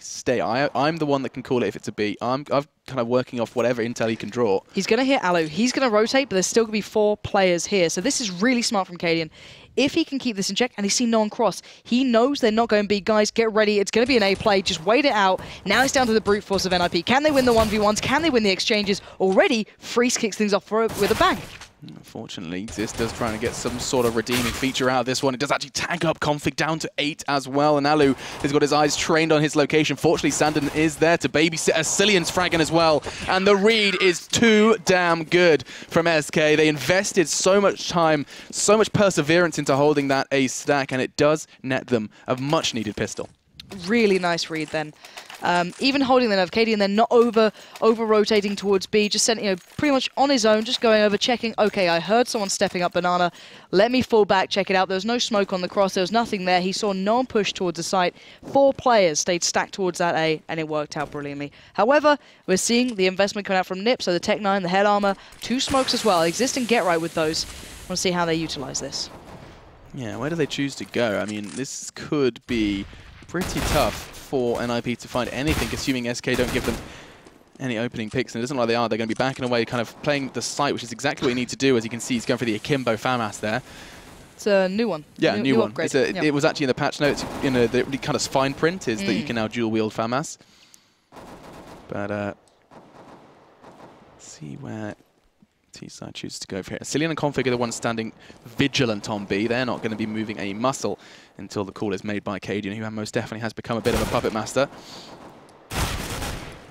Alu pressuring. The aforementioned Cadian does pick up that frag, but I think he knows that Alu was the straggler at B on the full A play, so they can put 2 and 2 together. Cillian and Config are on the way. It just finds the one before backing away. Unfortunately, Config is there to just pick up the rest. Well, at least he certainly should be with the M4. Yeah, they should be able to get past this, and well, Exist will at least take down 1, but Cillian's going to pick it up with the SMG, save the M4 as well. And we are all good in the hood here. As NiP, 9-8 now. SK bringing it back and doing what they need to, and I'm actually really impressed with SK so far. I hope to see more from this this sort of play from them. And I don't want them to get flustered by NiP at this point, because we know NiP can play, but when it does boil down, when SK is starting to deal with them well and they keep their utility high, and NiP can't really pull off these sort of plays, it's going to be harder for NiP to kind of play that disrespectful, or I say disrespectful, it's not, but it's more the aggressive style. So hopefully for SK they've kind of tamed the beast for now, but then again, NiP, of course, only on the pistols, almost completely clean, just exists with a P250. So, Sandon is just straight up staring at balcony entrance. It's going to be presenting itself just yet, but I think he's got a good read on it. Freeze is probably making the call that I can hear a whole lot of footsteps over in apps. It's double smoke in the middle. They want to try and keep the T-side locked out for as long as they possibly can, and I think unless something happens at B, it most definitely will end up over towards Cadian. Can we just watch Forest for a second, please? He's just having a great time just shooting the roof for a while. Oh yeah, you can see he's done a nice little drawing up there. Yeah. And it costs him his life. Cadian gets the frag onto Exist as well, and NiP. I mean, well, the best they could have got was a bomb plant, maybe a couple of frags, and not even that's going to be coming. I think the only real achievement there... Oh, there it is again. the double FAMAS, but... Yeah, the Akimbo FAMAS. Yeah, very stylish. Really nice. It's nice to see Call of Duty working its way into CSGO. Oh, and why not talk about SMGs while we're at it, if we're on the Call of Duty topic. Just 3 kills for Freeze. Yeah. Nicely done. Actually, 4 kills overall for him, so actually making a great deal of money there for his side. So he's going to build up his economy, and I think we need to start taking this game a little more seriously. Almost in my mind, I need to refresh myself here, because SK are doing well. This is the big gun round coming in, though, that could break the back a little, but NiP do not have that much of a big amount of utility to work with, just the bare minimum, really. The smokes, the flashes are there, and of course, get right with the P90. Why wouldn't he have a P90? And on the other side of things, SK not with the ideal purchase, a P90 as well for Sandon, so really a unique meta we're seeing currently. Yeah, absolutely, and... Oh. An important round. I'm just going to start ignoring it now. It's happening too often. Get right does get the opening fragment to Sandon though, and that's going to be a positive start for NiP, something they haven't been having as of late. But the frags just keep on coming. Now it's a 3v2. Well, this is a real change of pace for what we saw in the past. And Get Right's already out on the site. He knows it's pretty much clear, but Cadian's actually behind them. He's played this well. He might be able to catch off someone here. Forest did just drop down towards second mid. He's working his way back around. These guys are just wrapping around each other. Alu needs to get that bomb down and quickly and safe from apps. That's the important factor. Okay, Cadian's just seen Get Right. Bomb's gone down. He focuses on the bomb plant. He whiffs the shot. Alu gets it down, and now Config 1v3. He knows the positions of at least 2, but it doesn't matter. Alu's there, and they had to hit that shot to make it work. And sadly for SK, they just don't do it. So far, the initial 3 did go the way of SK. That will be NiP's first of the second half, and that does put them into double digits. They're 9-10 the score, as the AWP is going to be put into the hands of Cadian for the first time in this game. We saw Freeze picking it up beforehand, and even Sandon at one point, but no, it's going to be Cadian who gives it a go over on the CT side. Yeah, and actually taking it around towards well, quad the side, other side I guess. Things, yeah, yep. It's unique little route he's taking. Of course, Freeze will get there first, but he's going to be peeking from the other side, so not going for the cross, playing it fairly safe. And Config will be flash down banana, send backpacking, and actually NiP take over control there. So Asilian and Config can be pushed back a little towards that side, but nothing too drastic. They can still play from it. They've still got a lot of utility with them. They've got all those smokes there, so it's absolutely fine for them. They can still wait it out a little more. And with Forest going down so early, it's going to be a lot harder for NiP to work this one out. But let's see if this holds true. Last time, we've always seen issues with Freiburg getting these entries, but not getting the follow-up, not getting the support. Let's see if he does now. Here we go. Freiburg does take down Config. Asilian's locked out, and now NiP have the site. Really good work from NiP there. Yeah, they're just going to be given this site then as SK just back it on up. Asilian and Cadian are going to be the first on the scene. And oh, Asilian gets Freiburg low, not low enough, just catches ankles on the retreat. So 3 members for NiP still standing. Exist is the one holding the back. The main body of the defense is going to be Alu and Get Right, as they're going to be pushed from either direction. SK, they're going to use their numbers to their advantage here, but time starting to get a little close. No more flashes, no more anything to be thrown by NiP, but it's going to be Alu with the first. He does get down Cadian, but he spots out 2 as well. Information aplenty. Get Right, what can you do with that P90? Goes in for the spray, doesn't get anything. Free shuts him down, but look how low Sandon is. Look how low these boys are. They're going in for the spray. Where's the time? I need to see how much time is left on this bomb. There isn't much, and there we go. NiP has it. Just enough time, but and all the players for SK get taken down, and Sandon's going to be swimming with the fish. 11-9 then.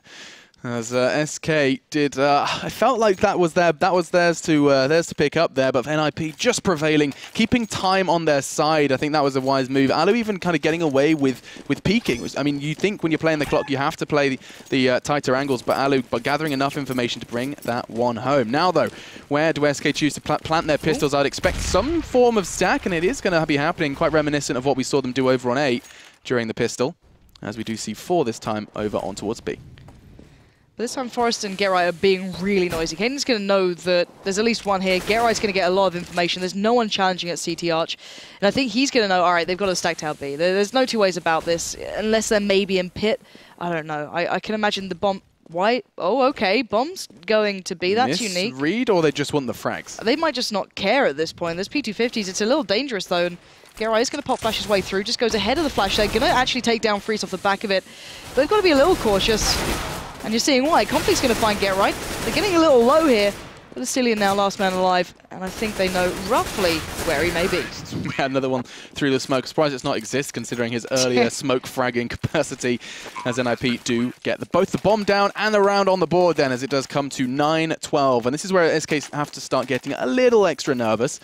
Some of their faults that we did kind of highlight in that TSM game earlier on this evening have been kind of fixed and resolved to an extent. Cadian's fragging, as is Config. They are looking to have a little bit more of a better feel surrounding their Inferno play, but the current shape of NiP is kind of throwing a spanner into the works for them sometimes. You can see Freeze isn't going to be connecting that shot despite being given the opportunity to do so. And now, again with the Akimbo M4, readying for that very CQB battle in B. Smoke again going down. More time bought. Config really choosing to stick this close is quite dangerous, but the flash just doesn't get him. That's going to be Exist going down. And now keeps control of Banana. Great little bit of prediction play. Understanding where that bullet kind of, the tracer fire was coming from. Freiburg will be shut down. And now it's Get Right, Forest and Alu left standing. They haven't got a great deal done, and that bomb is still in spawn. So then, the 3 members of NiP are going to be... I think they're going to be well and truly aware of the numbers game. It's going to be just a 3-2 split for the CTs, and they're going to basically make a decision of where they want to hit. I think Alu's on the hunt. He's actually going to be given a little bit of freedom, but that molly forces him straight on back. He was given the choice. Do you want to go for this fight, or do you want to keep this one going? 37 seconds, then it's... Oh, hello, Forest. Finds one. That's Config now down and out, and it forces Cadian into a tight spot, as he's going to be trying to rotate to keep Asilian and his team afloat on a very crucial round for SK. Alu, oh, he gets the most beautiful frag onto Asilian, just baiting him out, not managing to hit the frag. And now 3v3, and Cadian, he needs to hit this shot. Yeah, he's got to do it now, and he whiffs it. That means it's time to run the hell away for him, and they might just be trying to save these weapons, but Forest isn't allowing that. He's going to be the gatekeeper here, just saying, not sure about you guys getting away, but at least Freeze will deny him, catching the others, and oh, they just about make it out of there. Cadian very low on HP. It looks like they will be at least able to save that for now, but Get Right also on the hunt as well, straight away down. He might be able to catch him on the other side of things if they play predictably. Yeah, they are on towards the site, and not sure how much Get Right's hunt is going to net him. Nope, nothing. Just going to back away from that and go for a random pre-fire. That just put 13 then on for NiP, and that was a crucial round for SK. They needed that one, as things are going to get very tight now in terms of money and in terms of rounds that they can kind of mess up. Well, it's all getting a little close here. They're going for a bit of a here and there purchase. Config, yeah.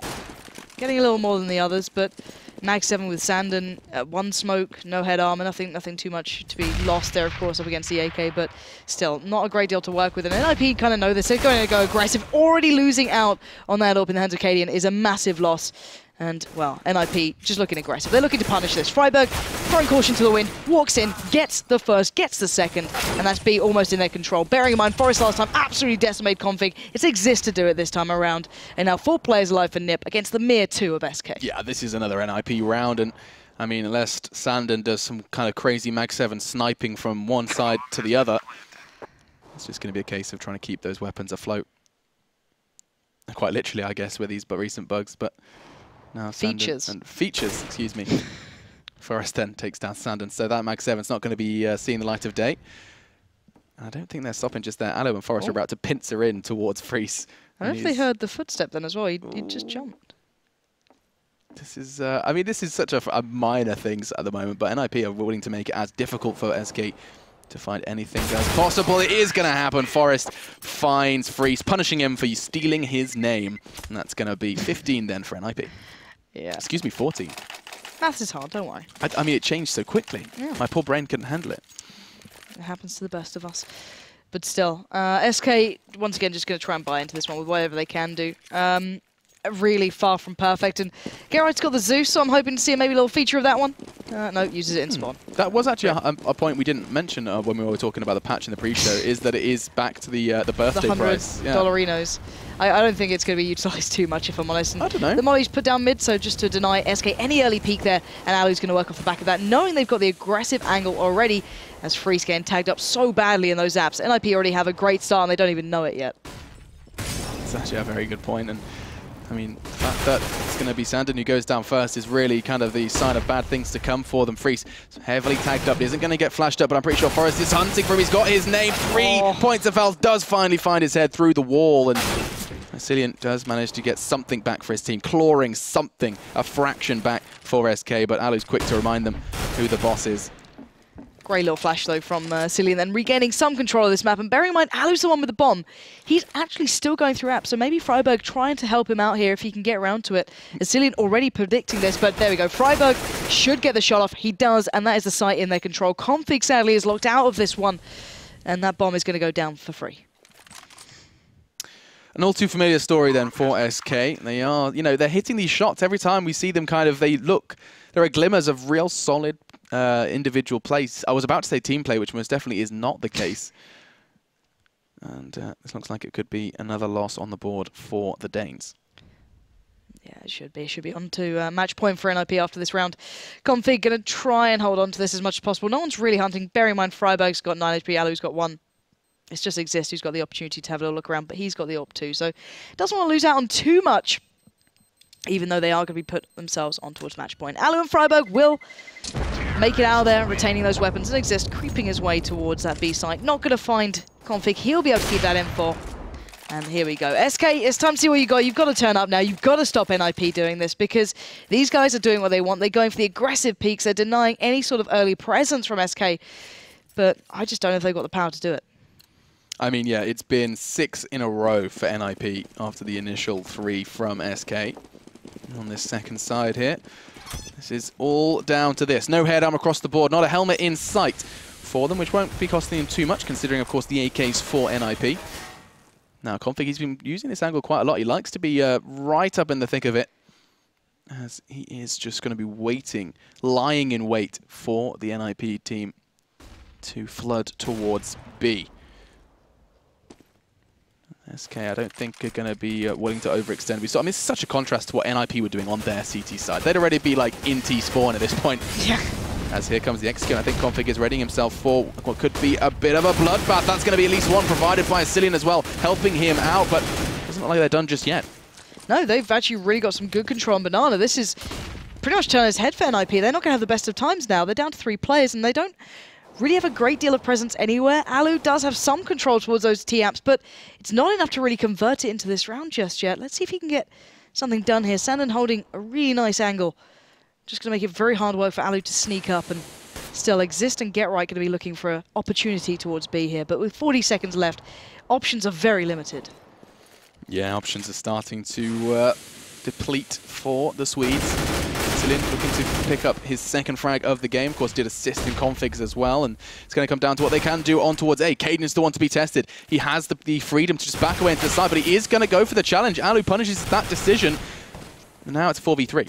But that bomb doesn't know where it's going just yet, but they're going to have to make the play towards A. Time is of the essence. 10 seconds left. Alu finds Sandon, and now 1 man left on the side. It's Freeze. Can he buy the time? 8 seconds. Oh, perfect work towards 1. 5 seconds left. He's just about going to get the bomb down in time, I believe. Just with 1 second left. But look at the HP of NiP. It's down to nothing. Config and Cillian should be able to do this here. I mean, they should, unless Exist holds the perfect angle, predicting Cillian's presence on quad. There is a second man there. It's going to be Config. 39 points of health to work with. The newbie can do nothing to stave NiP off, and our final scoreline will be 69, as NiP are still undefeated so far in our Pro League. I mean, it doesn't mean too much with that being their second win, but they are starting as they mean to go on. Hey, it's, you know, we saw NiP before at the very end of the season, really dependent on other people's results in the first go of things in the Pro League. Very good point. So, you know, if they're picking up good results now, it's not a bad way to go forward. It'll get them in a good position towards the later part of these games. And, you know, they haven't played the toughest opponents on the toughest maps, in my opinion, just yet. Yeah. I think maybe Envy is certainly someone that was a really good takedown, but outside of that, you know, SK is someone they should be beating. But this NiP style is... It's different. You can't really hard counter that. It made it difficult to cast seriously. Like, good God, these buys, these plays, very, very unique to NiP at this point. A couple of, as I mentioned before, a couple of kind of glimmers of what Fnatic do in their no-respect kind of style, that when they fall away from their strategies into this kind of, we are better than you and we're going to show you why kind of style. Yeah, I think the main thing was, though, that at least SK made NiP have to respect them a little more than we saw from TSM, because TSM were just literally in their face the whole way through that first game for them.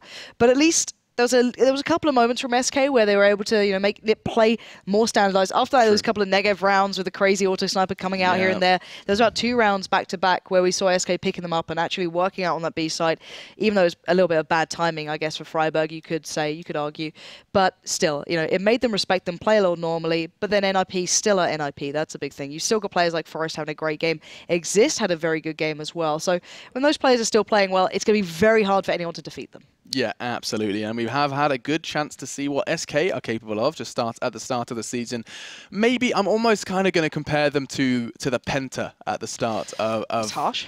To the start of the first season of Pro League, where they were the new additions, they were the new roster. Of course, you saw that kind of German mix-up almost, and they looked very weak. By the end of things, Penta kind of didn't find too much more improvements. Mouz, on the other hand, did. Yeah. So SK, the battle for survival continues for them. We've seen them against Na'Vi yesterday. We saw them against TSM, and we saw them just now up against NiP. So they most definitely had an abundance of challenges, and so far not so good for them. But they are picking up rounds, they are picking up franks, and maybe more to come for the Danes. For now, though, we are going to take a break. When we're back, we'll be bringing you our 3rd game of the evening. This one should be a cracker. This is the one you described as the most unpredictable. Yeah, I think this is one it should go one way, but I think there's an option that it could still be very close. Absolutely. So when we're back, it will be HellRaisers and Mouz. We'll be right back after this. Give away who won the knife. That doesn't tell us anything. Absolutely nothing. I really do prefer that T side. It's something that we've discussed before. And we are seeing the Julies next. We're going to pick those up. All right, I'm excited to see the Julies. I'm very excited to see that. It didn't work out very well for Get Right, where we saw it before. So there was also a Zeus in play. It's actually Chris J who's picked that one up because, of course, it costs 100. He's actually made that decision. Well, I guess. Yeah, going crazy with that investment. Of course, with the 150 left over after the Kevlar, he chose to go for a Zeus, which actually, you know what, doesn't surprise me. That's actually quite a smart pickup, and now we're going to be seeing how far they can get in this one. But Mouz have done a 4-man stack towards B very early on, and actually fairly dedicated as well. 2 towards drop, playing it actively. Chris J in the back there, and maybe that Zeus is going to be coming out to play. It can be a one-shot gun pretty much at this point. If anyone comes through, if Angel drops out here or shows a little more, it's going to be Chris J getting killed, but Godby just says, all right, I'll do it for you, screw it. And now we're going to see the rest of HellRaisers maybe taking a little bit of a note here, going, well, we saw 2 of them, maybe at least 1 in towards drop. Let's see what we can do, maybe towards A, but Dennis has been keeping hold of this. And now Godby and Nex already rotating very quickly and reading the situation extraordinarily well. We might actually see the Julies get some action. Yeah, Adrian's has managed to level the playing field, but look at Nex with a Julie, just the one for him as he tried to go Rambo. And now Chris J and Nico are the ones forced to try and retake the site. Adrian's is going to be the first to be tested as Kucha is the one to get that bomb down. Actually, very comfortable crossfire from HellRaisers. Look at that. There's no way they're going to be able to breach that unless Mouse, or rather Mao, overextends. He does go down. Now it's a 2v2, and this is becoming more and more doable, especially if he catches Adrian. Look at this. Kucha swings around with a Tech 9 to bring it into a very nasty position for Nico. And that is all she wrote for Adrian's as well.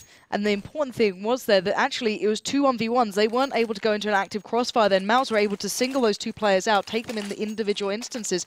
But still, it doesn't matter. HellRaisers won those 1v1s and then converted it to that first round win. So really impressive stuff from HellRaisers, even though Mouse did read the situation well towards the end, getting 3 players over towards the A site. But now, into this round we go. And once again, Chris J with the Zeus. It's basically, I can imagine, just be used in drop, in tow with whoever's playing with him as Godby before. And he's probably going to sit there and wait it out. If anyone drops in, it's a lot of money, easy kill, and actually gets a gun from it as well. So 2 rifles coming out for HellRaisers. Not too much invested. It looks like they're going to play it out fairly standard here. Yeah, of course, changes to the Julies, increasing a little bit of their range as well as their effectiveness. We're maybe going to be seeing them bought out a little more already. Mo's actually chosen to pick one up. Great shot from Nico. Nico, good connection with the Deagle. This could be our Zeus. It is! As Fix gets electrocuted in the back. His spine is no more, and we see a 3v3 then established, and Mouse could actually extend this. Angel's going to go down as well. This is fantastic from Mouse, and they have found success. It's going to be 3 members still standing. They can go on a little hunt and swoop up 2 AKs as well. What a fantastic second round from the Germans. Every single rifle that was purchased. That's the important part, and even an SMG as well coming through for Godby. So they got everything good out of that round. They kept the players with a lot of the head armor in place. Of course, the Zeus kill coming in will give Chris J a fair bit of cash as well. He's going to be going straight up towards the M4. Still going going with the silencer on that one, so not going to be switching back to the more standard purchase. And now HellRaisers in a real predicament. They're down to just P250s, no armor, no flashes. Just pretty going to try and get what they can. Any sort of easy pickup here. And already, look at this, waiting for them to cross through. Yeah, the newer name from HellRaisers is getting a bit of a trial by fire now from Chris J. Zeus. And looks like Dennis is about to be the one challenged on long. He's already found two. He can very well find three with the M4A4. Chris J. looking to remind us of old times with the A1 at this point. Two players are about to push onto his location to see if he can finish where Dennis left off, and it is looking very easy. Adrian's brains are splattered across Cobble, and so are Kucha's, as that's going to be 2-1 then the score. HellRaisers, nothing invested, and just finding the one frag for that one. Yeah, and even picking up the standard A4 as well, because it's a slightly more expensive gun, of course, than the silence version, so you can see they're being repurchased back into it if required. But Gobby's got a lot of money being built up as well, and Chris J going to go back in towards the rifle. I can imagine maybe Gobby could drop him an AWP later into this, but actually, we saw Mouz on their CT side really shying away from Chris J picking up the AWP during that kind of qualifier stage, going towards the major. So surprising, but maybe a factor once again. But we're seeing the HellRaisers back on towards a buy, a lot more utility to work with. Not ideal though, and it looks like they're still putting presence towards the A side. Maybe finding Chris J and Dennis an ample start, a little bit of an ample target to begin with. Yeah, and I'm intrigued to see how far Gobby can get with that MAC-10 against fully armored opponents. It's going to be Chris J then who opens up the fray. He's potentially going to get a second hit. Brings Mo down within an inch of his life. 6 points of health. And now Adrent is going to try and make something happen in towards drop. But there's just so much going on. There's molly, there's smoke, there's flashes. And that drop room is a little too intimidating for him. Now, 4v4. But one side is most definitely much more healthy than the other, as HellRaisers are battered and bruised at this point. They have 50 seconds. They've got plenty to work with. And it looks like they are starting to orientate themselves towards the A side. And let's see if Dennis and Nex can actually receive this well. They've split it up, so Gobby and Nico are going to play B. Angel's going to do some great play there. You can see him just by drop. If he gets down, he can actually stop the rotate from Gobby and Nico and allow pretty much HellRaisers to have a much easier time in this. That seems to be the intention. Flash comes out. Angel turns it. This is a very slow-paced round. Angel looking for his chance. He gets one. He doesn't get the second. That might spur on the rest of HellRaisers to make their move. 20 seconds left. Dennis still on the side. He's still got smokes to put into play. There's still a Molotov on Nex. That can slow down the plant, but 15 seconds. Here we go. Adren's got the bomb. It's Dennis up close and personal, but it's Nex getting the kills. That's two players gone for HellRaisers, and the bomb will fall to the hands of Dennis in the end, who will indeed pick up the silence. I'm not sure why he's gone for that one in the end, but still, they get the round on the board. They stop HellRaisers from even getting the plant, and that's important. Yeah, that was the crucial round then from Mouz. They seem to be very much kind of reading into the HellRaisers play. The fact that they smoked themselves off, they basically gave themselves an artificial wall whereby they could operate in a smaller, much safer space to try and keep that site safe. And ironically, that was something Mouz did really well on their T sides when they eventually went towards the A site. Looking back at when they played out, this lovely wall of smoke that just allowed them to pass through. And wow, it's great seeing that feature back, but Angel has none of it. He doesn't like the update much himself. He's going to take that one out.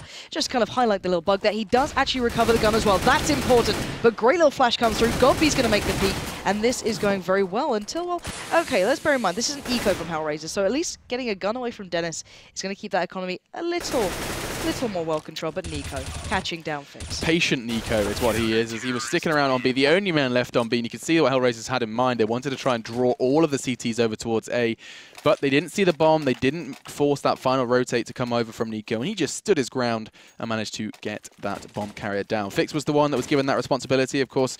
Hoping to see a bit more from him so far, sitting at 0-5, maybe following in the footsteps we saw over in that first game. Not the debut, but one of the more recent games from Config, the new addition to SK. He was sitting about 0-12, I think, at one point as well. So the newer names so far haven't been having the best showing here at the Pro League. No, but this is good from HellRaisers. They're playing very patiently towards the A side, maybe waiting to see if Chris J or Dennis fancies getting a little up close and personal. But the early attention, at least from the utility side of things, is over towards B. But HellRaisers taking their time here, trying to read the play well. Dennis on the precipice, though. He could go for a little peek. Doesn't, though. Backs away.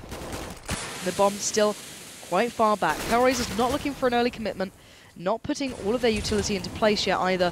Looks like normally if you see this many mollies, at least on this map, it does get placed towards that B side, but they're not going to hedge their bets too early on here, Alex. There's still a minute left here, and they're looking to try and find an opening. Where will that opening be, though? That's the question. Looks like HellRaisers are hoping that there will be something towards drop. I think most definitely Nico and Gobby might have something to say about that. As Adrent does smoke it out on Molly. It's actually him who's responsible for both of those smokes and flat mollies. But look at this, they've dragged godb over towards A. This is going to give them pretty much a 4v2 on this B side if godb doesn't make it back in time. And here we go, there's the flashes. NiKo's going to retract back, allow Next to keep attention, but no one's in drop room. They have fixated on it, and there's no one even in there. Allowing Fix to come through, find NiKo, open this up. Adren's now slipped into the matter, going to catch the rotate, but that's not the point here. HellRaisers are starting to take towards the side, but Dennis and Next say no. Great play from Next point out on that statue. Wow. Stunning play from Dennis in the end to finish off all of those threats, as now just Angel left alive 1v4. He will find one, but the time is against him. The bomb is not to hand, but he's doing what he can here. Takes away godb, but chrisJ made it through, caught him in the heels, and Mousesports retain the round. Very, very impressive CT side so far from the Mousesports side. HellRaisers have been finding a couple of entries. We saw that happen both on A and B, and every single time they have a good read on it. They manage to try and deal with them both with individual prowess, but also with a very, well, it seems like a more synergistic style. They have been kind of working with each other, which is quite nice. And yeah, I very well may have just made up a word, but there was synergy that most definitely present in the defensive side. Bomb is loose at spawn. It looks like HellRaisers are going to be charging very fast towards the two CTs. chrisJ and Dennis are about to be tested. Dennis is the first, and he bows out happily as he takes one. chrisJ, in the meantime, taking two towards long. And HellRaisers, they tried to turn up the heat. They tried to pick up the pace, and all it has is just make them die just a little bit faster. Exactly that. chrisJ had the time of his life then. He's been generally at least doing the one-for-one trading and then kind of leaving it to Dennis to pick up the rest, and then godb rotates, but this time picking up two, and then Dennis as well doing the same. Really hindered this round. Now, HellRaisers didn't have that much utility to play with, so I guess they tried to just make that early presence known and just go for it off the back. And Adren, his number's certainly up, and chrisJ showing that you can still use that silence gun. Maybe it seems like he's doing very well in these closer range instances, but this is a very clean scoreline for Mouse, bearing in mind. We know that a lot of teams do prefer the T side to some degree, or at least, you know, feel they can pick up a good couple of rounds, but HellRaisers thus far only finding one, really not ideal. Yeah, absolutely. I think the kind of majority of teams consider the T side to be the more favoured side, and occasionally we do see these glimmers of real comfortable CT halves, and still the factors that kind of determine that have been a little bit kind of tough to predict, tough to call. At this point, 6-1, HellRaisers, they've got the Tech 9s, which of course, you know, towards drop room is usually the favoured position when you have those Tech 9s. Perfect angle adopted from godb, making the best out of a bad situation. A blind Fix finds one. Next trying to get a second out of that one, but he can't. And it's going to be HellRaisers then who do get, burned alive. It's Fix who went down, and they have a 3v3, but most definitely do not have level numbers in weaponry. NiKo trades out Adren. But the important factor then was Adren saw the last two players making their way from A. They knew that there'd still be NiKo on the side, but it's not NiKo to get the kills at this point. It's going to be Dennis coming into it, and now Kucha again. He does have an AK, which is something the rest of HellRaisers didn't, but he's only going to find Dennis with it so far. He's still got 2 more to go. 50 seconds, though. Can he make anything out of this? One player to his right, one to the left. He's caught a glimpse. He takes down one. He gets the spray, but he can't connect towards chrisJ, who eventually does appear towards the B side, keeps it in control. But considering they only had Tech 9s, really, you know, they had one AK there, that wasn't a bad round from HellRaisers. Is this the first AWP we've seen from Mo? I feel like we haven't seen too much of him with the AWP, and maybe that's just how HellRaisers' economy has been lying. They, of course, have been struggling. The loser's bonus most definitely is real, though, as they have lost 6 rounds back-to-back here on Cobblestone. We'll see where he chooses to take it. Looking to maybe catch Dennis out, who has been playing doors very commonly. And Dennis, I think he's considering a push through that smoke. He's right on the precipice, and Angel is lying on the other side. This could be deadly, as his second M4 is really eager. It's raring. It's really raring to go. But still, no blood drawn. I think we have to highlight as well, chrisJ still not going for an AWP. They have a brilliant economy for Mousesports at this point. Mo does catch a glimpse. The little jiggle peek in there from chrisJ not going to pay out, as Mo will connect towards more of a torso rather than just a leg shot there. And that will open up an opportunity. And it looks like HellRaisers want to take it. godb and Dennis. Look at Dennis, though. And again, that real keen M4 going to come around, swing into it, finds Mo. That's going to remove at least one presence on long, but the bomb has slipped through. Doesn't matter. Dennis finds another. Angel goes down, and HellRaisers one by one are being picked apart. Next one's in on the action. He gets one, but it brings it back to a 2v2. So, Fix the new blood. Kucha, seasoned pro, is going to be readying himself to hold this site. Kucha's the one on site. Fix is the one trying to babysit as best he can from the van. NiKo catches a glimpse of Fix, and now Kucha's the one left to his own devices. No chance, no hope. Dennis looking so fantastic in that round. 3 frags, and he's looking really at home with the M4A4. And I love the way he was playing around the smoke then, getting aggressive, singling out one, singling out Mo then, expecting maybe a couple to make it through the smoke, not challenging until the bomb's gone down. Just really nice stuff from mouz, just showing you what they can do really when they feel confident. But then again, there we go. This is what I want to see. chrisJ picking up the AWP, feeling confident with it, and maybe knowing that really HellRaisers can't afford one. I think it was probably more Mo getting that frag was like him throwing down the gauntlet, like, oh, you're AWPing? Okay, my turn. Let's see what I can do with it. He has, of course, been at the top of the scoreboard with the rifle. He's just under Dennis now. 12 frags for him, 13 for Dennis. And chrisJ probably going to go for that early long peak. It's not like I think it's going to be there for him because the entire T side is setting their sights on an early B. Every time this has happened, it's been Nico, it's been Nex finding them, but it's going to be actually a good start for HellRaisers this time. Removing Nex, but there's still Nico, there's still GodB, and the wall of those M4s is really causing havoc for HellRaisers, but it's a 3v3, Alex, but GodB is not done yet. Well, that flash is going to delay him.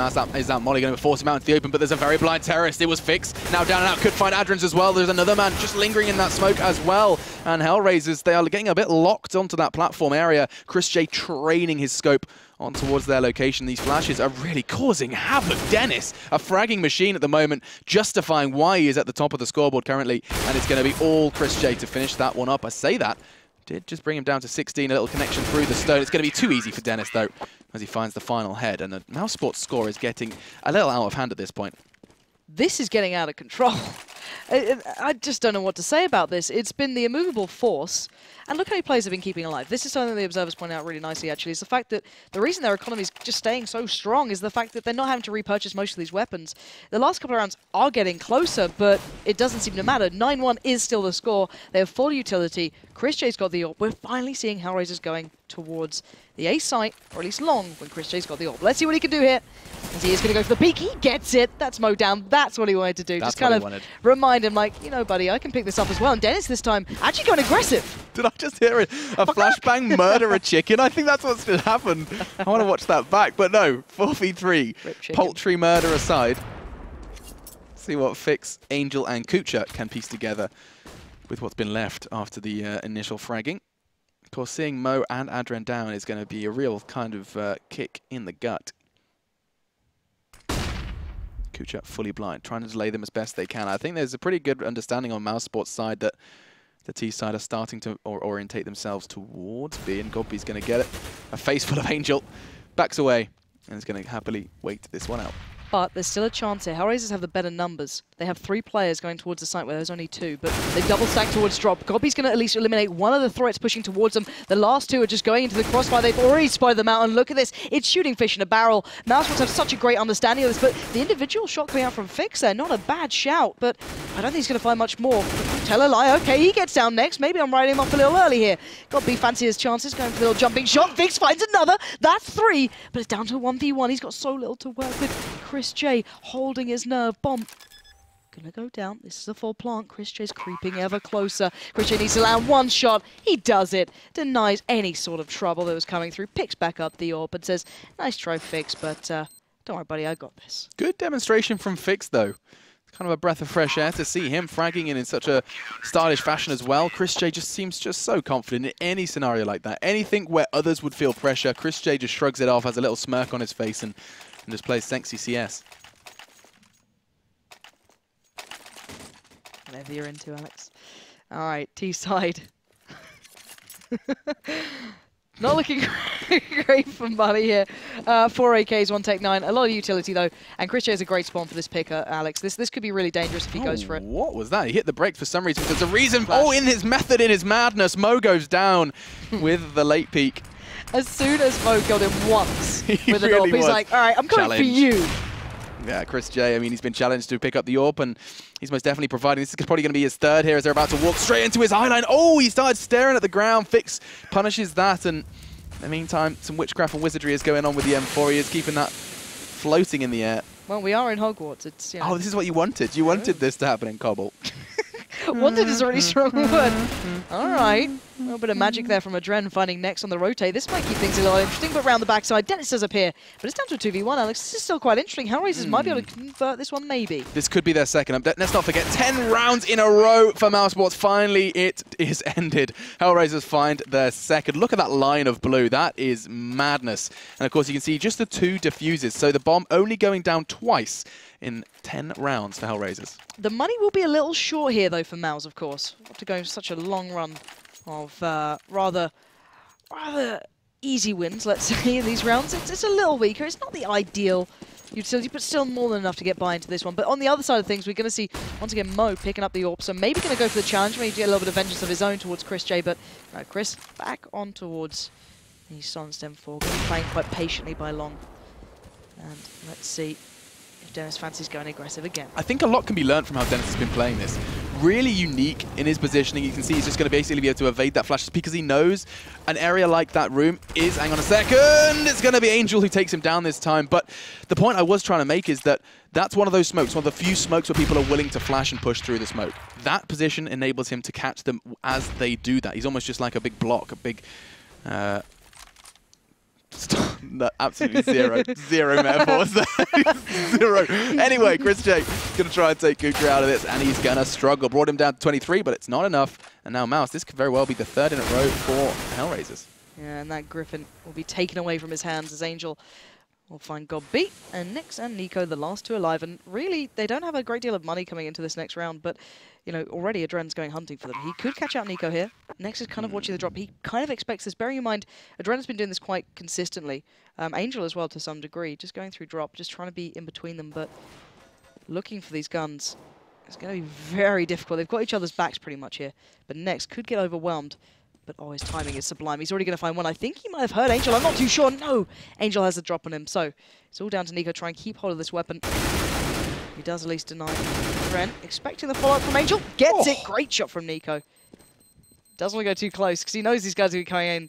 Future's just kind of leapt up. Nico stays alive. Going to go for the challenge and gets taken down. Loses out on the gun, but he made a good stand of it.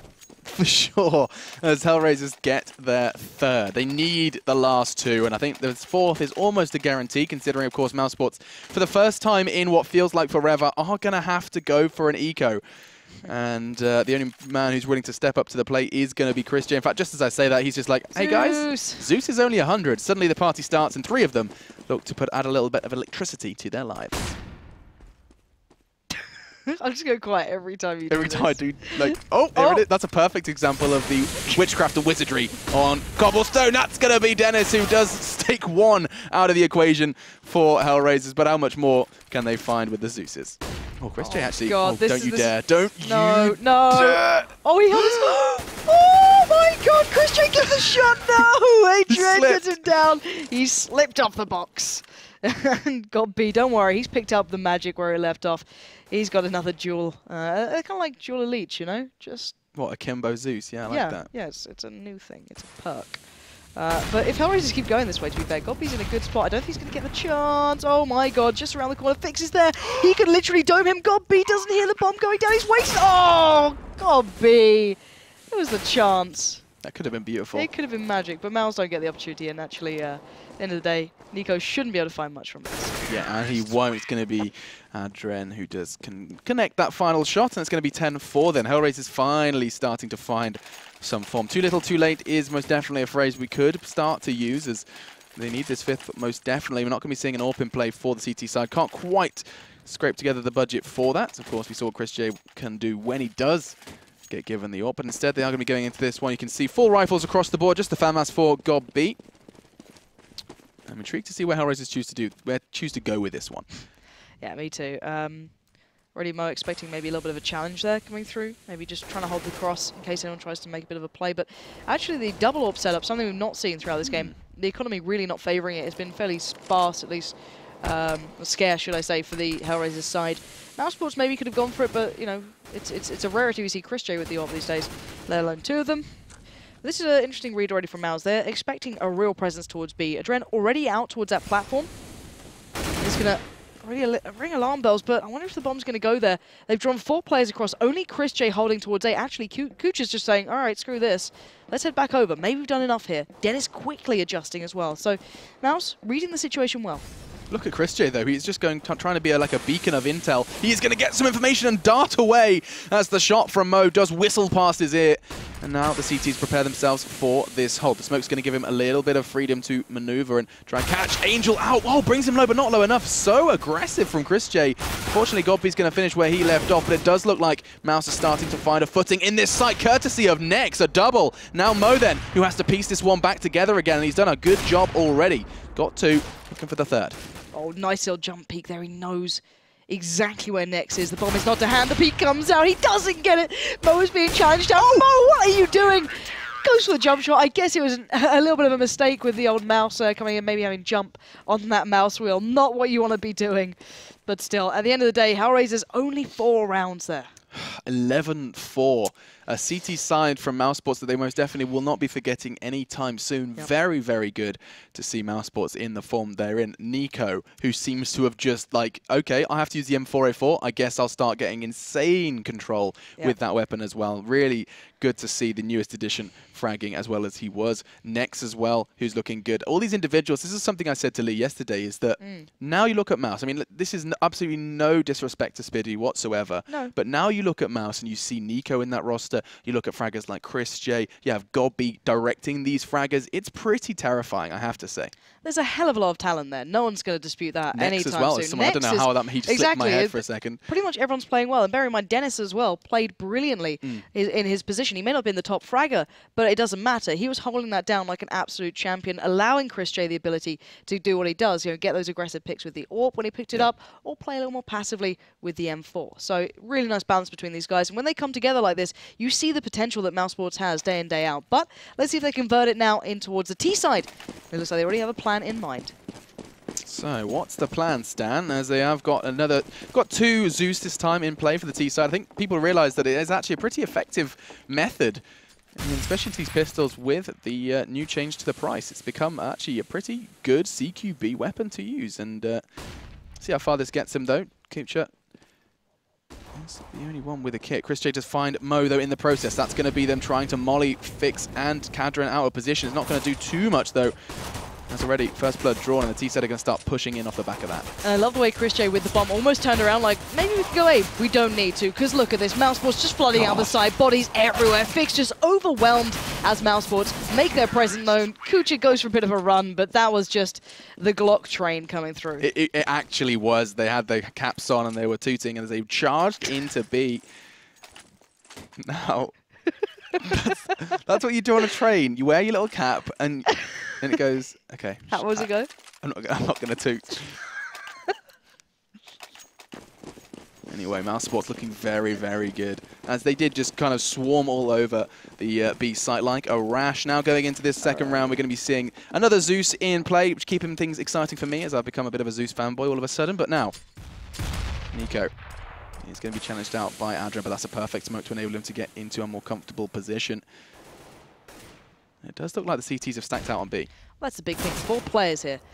And we know that actually Mouse did turn one of these rounds, bearing in mind that was with the Zeus's in play. It did come into a factor when they were on the CT side and HellRaisers were on the T, but look at this. Mousesports instantaneously taking over drop. Wow. Will they expect Mo? They've checked the corner, but it doesn't matter. He gets one and now sets up for Kucha to get the other. Denies the presence through drop. They can focus back towards platform, but it's still a 2v1. HellRaisers have done great amounts of damage, but I just don't feel as though Angel's going to get a gun out of this one. It might be very difficult here.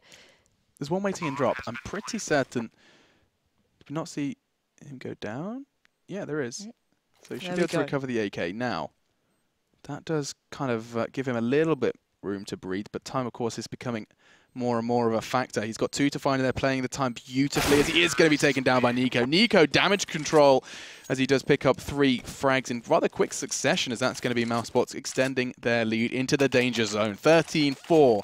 As they are now just 3 away from picking this one up comfortably. And it's something that we said, Mousesports need to start picking up these victories, as it could potentially really spiral out of control considering their recent losses in the first day of the Pro League. Well, that's the thing. Everyone puts Mouse up now, you know, as a very much a top 10 team. Arguably, probably very quite high up in that, maybe not to the quite highest echelons, but they are an extraordinarily good team with a hell of a lot of potential here. So you expect big things from them. And Adrian going to try his hand at the Zeus. Let's see what he can do here. Oh. Denied. Next going to put him down. And it's going to be a very quick flood from Mouse, it looks like. At least from Chris J towards his side. P90 to hand. Going to try and start building up that bank, because he does know that HellRaisers is going to be a little strapped for cash. But cautious play, and they actually back out and play the situation well. Yeah, this is nice. They managed to get 3 members from HellRaisers all over towards A. And now just trying to get the read. I think Fix has got the one who's starting to get a little angsty, starting to move back towards drop room. And a flashbang does definitely encourage his movement. But now, Mouse are just going to start flooding in again. This is going to be just a repeat of what we saw in the pistol round, all coming in at once as they do need to check corners. And the CTs all unarmored, unready. It's actually, hang on a second, Mo's got it in a good prime position to get two. Fix was there as well. And suddenly, Mousesports, they've lost two members. They should be able to kind of deal with this eventually, but a good step in the right direction from HellRaisers. Yeah, Gobby at the end hearing the footsteps as Angel's desperately trying to get close enough to put that P250 to play. But yeah, Mousesports taking strides in this game here, and it could be a match point very quickly for them. But we're going to see the buy coming out from HellRaisers. This has to be big from them, otherwise Mousesports will get onto that 15th round. And it looks like Chris is actually sticking with that P90. Are we really seeing like a P90 meta coming out now? I mean, it's always been present. We saw Freakazoid doing the same thing on Cloud9, where he has a real kind of tendency to pick it up in more so on Cobble than other maps because of that drop room, because it's that prevalence of these close angles. And now let's see what Mo can do with an AWP in its hands. He knows he's going to be tested on towards platform, but in what capacity? 3 members of Mouse are still staying back. But I love this from Nico. He's been constantly getting out towards platform, avoiding the smokes. But as you said, Mo this time is a difference. He could get the shot and it could change everything. Let's see if he predicts it. Oh, lovely little shoulder peek. That's brilliant. And bearing in mind, Mo is a glass cannon. There we go. Nico's finally dealt with. That's the first step in the right direction for HellRaisers. Now, trying to build off that. Fix is the one responsible for drop room, and I think he's about to have a real challenge ahead of him. Just the 1-for-1 trade. Dennis is the one to step in behind, but I don't think he's anticipating Adrian from behind. At least he wasn't until the footsteps came in. Now it's a 2v2 with the bomb down. It's going to come down to what the CTs can do to regain control of the site. Yeah, real aggression. Oh, Chris J, but Gobby. Just astounding accuracy with that AK. Kucha and Adren just get trashed as he picks up 4 for himself, showing, look, hey, I'm the in-game leader, but I still got, you know, a fair bit of talent behind it. And now, HellRaisers, merely 4 rounds, a real shoddy buy coming out. This looks like it's going to be game over very, very quickly. Yeah, best win for Mousesports so far in the Pro League if they do manage to pick this one up. Chris J back on the P90 as he's going to be raring to go as we see the triple Mag 7 buy from HellRaisers. I'm all down for gimmicks. I saw a triple scout win a round, a very crucial round for NiP just yesterday. Let's see if triple Mag 7 can work in a similar fashion. I can imagine Mouz going to be quite cautious about this round because you don't know what they're coming into with this buy. Is it CZs with utility? Is it going to be this Max? Oh God, Mo, you want to land that? There we go. Kucha finds next as well. That's the bomb loose. That's really big. Yeah, that's actually a real mistake. He's kind of shot himself in the foot there. Fortunately, Dennis is going to be shooting Mo in the chest. And now, just 2 members remain for the German side. And this has somehow worked. Nico, don't you... I thought was he getting his knife out there? Was he getting a little excited? And HellRaisers managed to deal with them quite comfortably. I think Mousesports may be resting on their laurels a little bit there and thinking that they had that one in the bag. Yeah, staving off the wolves. And actually, the economy for Mouz isn't phenomenal. Thank you. It's going to be the Tech 9s. Oh, Julies from next? Okay. We haven't seen actually much come from the Julies. I think we've seen 1 kill so far today from the Julies. We know Get Right picked them up. I think it was a rather minor change. It is, but we'll have to see how much, you know, if someone has a really good game with them or picks up, you know, a couple of kills with them, people will start following trend, but not seen it thus far. And the economy now looking a lot better for HellRaisers. They've got a bit of utility there. They've got the guns they'd want, you know, a lot less Mag 7s, but then again, when Mouz get confident, you know they get dangerous, but there's a lot of Glocks here. Chris J just with the Zeus as well. It's not going to be an easy one for them. Yeah, by no stretch of the imagination. As the bomb has definitely got its kind of heart set on the B site in the hands of God B. Getting that bomb down would definitely put their money in a much better position, but I don't think HellRaisers can really do too much about it. They've managed to evade Fixed for now. They're going to hunt him down. They want that M4. They want that threat gone, and they are going to be able to bring him down to 40. Not much more. There was that Molly's going to be perfectly positioned. Dennis does finally manage to connect, but at what cost? As Nico and Next starting to push on towards platform. Bear in mind, Dennis is the one with the bomb as well. Nico's there. He's going to take down Adren. It's down to Mo on the side. He's going to be the pillar of resistance. And Angel with support comes in from the doors. Dennis does get Mo, but it doesn't matter. 2 remain for HellRaisers. They stave off the walls again for another round. As Mousesports on 15, HellRaisers on 6. And HellRaisers again able to repurchase into this. A little tighter for cash, but we are seeing a buy coming out from Mouz now. 1 wrong move, 1 overextension, 1 kind of blink and you miss it moment. And HellRaisers have lost this game. Now, of course, knowing that, they do want to kind of make them feel a little uncomfortable, try something different, try something that HellRaisers would not be really willing to deal with in a kind of all-in commitment. And now it does look like the 4 members of Mouz are all outside. They're all just spraying in through that smoke. They're desperately trying to catch someone out of position now. Doesn't look like there's too much is going to come of it at the start. No, it's It's a real kind of slow round from mouz. They just, if they can get an opportunity, it'd be fantastic. But it looks like they are going to make their way towards A eventually. They've slowly taken it over. Kucha's hearing all of this, though. He can hear Chris J walking around. He knows they're here. Angel's falling a little bit more passively towards the site. And now you can see Adren starting to get a little closer, too. So HellRaisers reading it pretty well. I want to see if Nico can keep maybe Mo or Fix towards that B site. If he can't, this could be trouble. But actually, Kucha catching the flash then, not able to work off the back of it, and Nex will live to fight another day. And actually, Adren backing away. If these guys don't realize this is going to be an A play, this is going to be dangerous. Kucha's out of position. Oh my word, this is a beautiful play from Nico, pulling Kucha all the way back out of that close position, but Angel might have just caught a glimpse of the feet here. He's right around behind the Alex. This could be dangerous. This is going to be dangerous. Angel gets one. He's going to be able to find a second as well. Truly magnificent, as this could be a third, as that's going to be all they need. Angel really pulling his team back from this one, and Dennis is trying to do the same thing for mouz, as he has paid a pretty heavy price, down to 13, and Nico is just going to walk over the flames, down himself to 54, and they do not have the time, and they do not have the health to pick up anything else. No, really nicely done from HellRaisers, and mostly Angel. Well, in only, that round. yeah. Because that was starting to look more and more possible. They were believing in that B. Nico over there was really selling that fake. They pulled everyone back again, but Angel did find Nico as well in the end, so a really big round from him. HellRaisers, that puts 7 on the board. It's still such a big gap to close, but no sign of things to come just yet. I mean, Mo's got the AWP again. Maybe you're going to be picking up another round here, and you know, once you start seeing that ball rolling, we could be seeing Mousesports falling into a real nasty position. They've done so much, though, and that's all down to those 10 rounds they managed to acquire over on CT. And it looks like a fast play towards B. It looks like it's going to go straight out here. Screw the nades. Let's just get in their faces. Adrian falls back smartly, not outstaying his welcome, allowing the rest of HellRaisers to pick up the kills, especially Mo there, joined by Adren. So now Chris J, last man standing, not going to have much of a chance in picking anything up here, as there we go. CT comes out, HellRaisers knocking Mousesports back. They're showing some life here on this CT side. They are, and I mean, you know, I use that term too little too late, and you have to wonder how far can HellRaisers push this. We saw 10 consecutive CT rounds for Mousesports. They've got 4 so far. How much further can HellRaisers take this? Julie's coming in. We're going to get excited because that's triple Julie's. There's a whole load of extra pistols currently on the map. It's kind of gross to look at, isn't it? Like 2 Tech 9s and dual elites, just in case you wanted some more weird stuff to go on. Anyway, might get a chance to find CSGO. To use Nico again, Squee trying to make his way out as quick as possible towards platform. Been doing it really well so far, but a lot more utility is going to make it really difficult to actually make anything out of this. Bearing in mind, the rest of the mouz are playing super passively.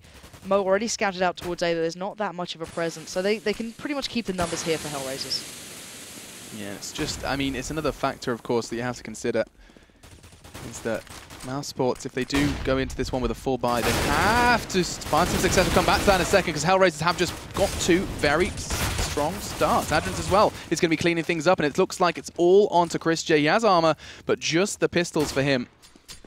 And another round potentially on the board for HellRaisers. Not quite out of the woods just yet. Chris J is going to be hunted down, and it's going to be Kucha who ends that one. 9-15 then, as Mousesports still struggling to find that final round.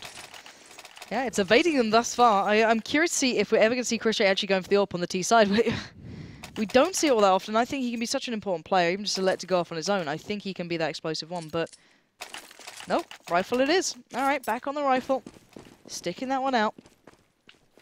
And on the other side of things, of course, Mo will be playing that one straight up as well. He's going to be sticking on the AWP. And Chris J with real aggression early on, slowing himself down as the rest of mouz are still heading over towards B. I mean, do you think that at this point they've reached the kind of point of frustration now with mouz, or is this just kind of, okay, we'll get it eventually, try this, try this? Can't see how you wouldn't be getting frustrated when you are so close, yet so far, it seems, going into this one. Still no AWP in play, as you highlighted already, and Nico, who has been a bit of a master of platform, seems to have been locked out thanks to Adren and Angel. Well, last time we saw Mo getting the AWP kill on Chris J, it did spur him to pick it up himself, but it doesn't seem to be the case here. A lot of that utility going to waste, all those molly smokes, flashes, being kind of negated in this one as mouz dropping like flies. And Adren gets boosted up. Godby's going to find him, though. That's an opportunity, but will they keep this one going? Godby goes in again. He finds another. Godby has the bomb bearing in mind. They've got to know this now. Fix is staying close. He doesn't want to leave that position.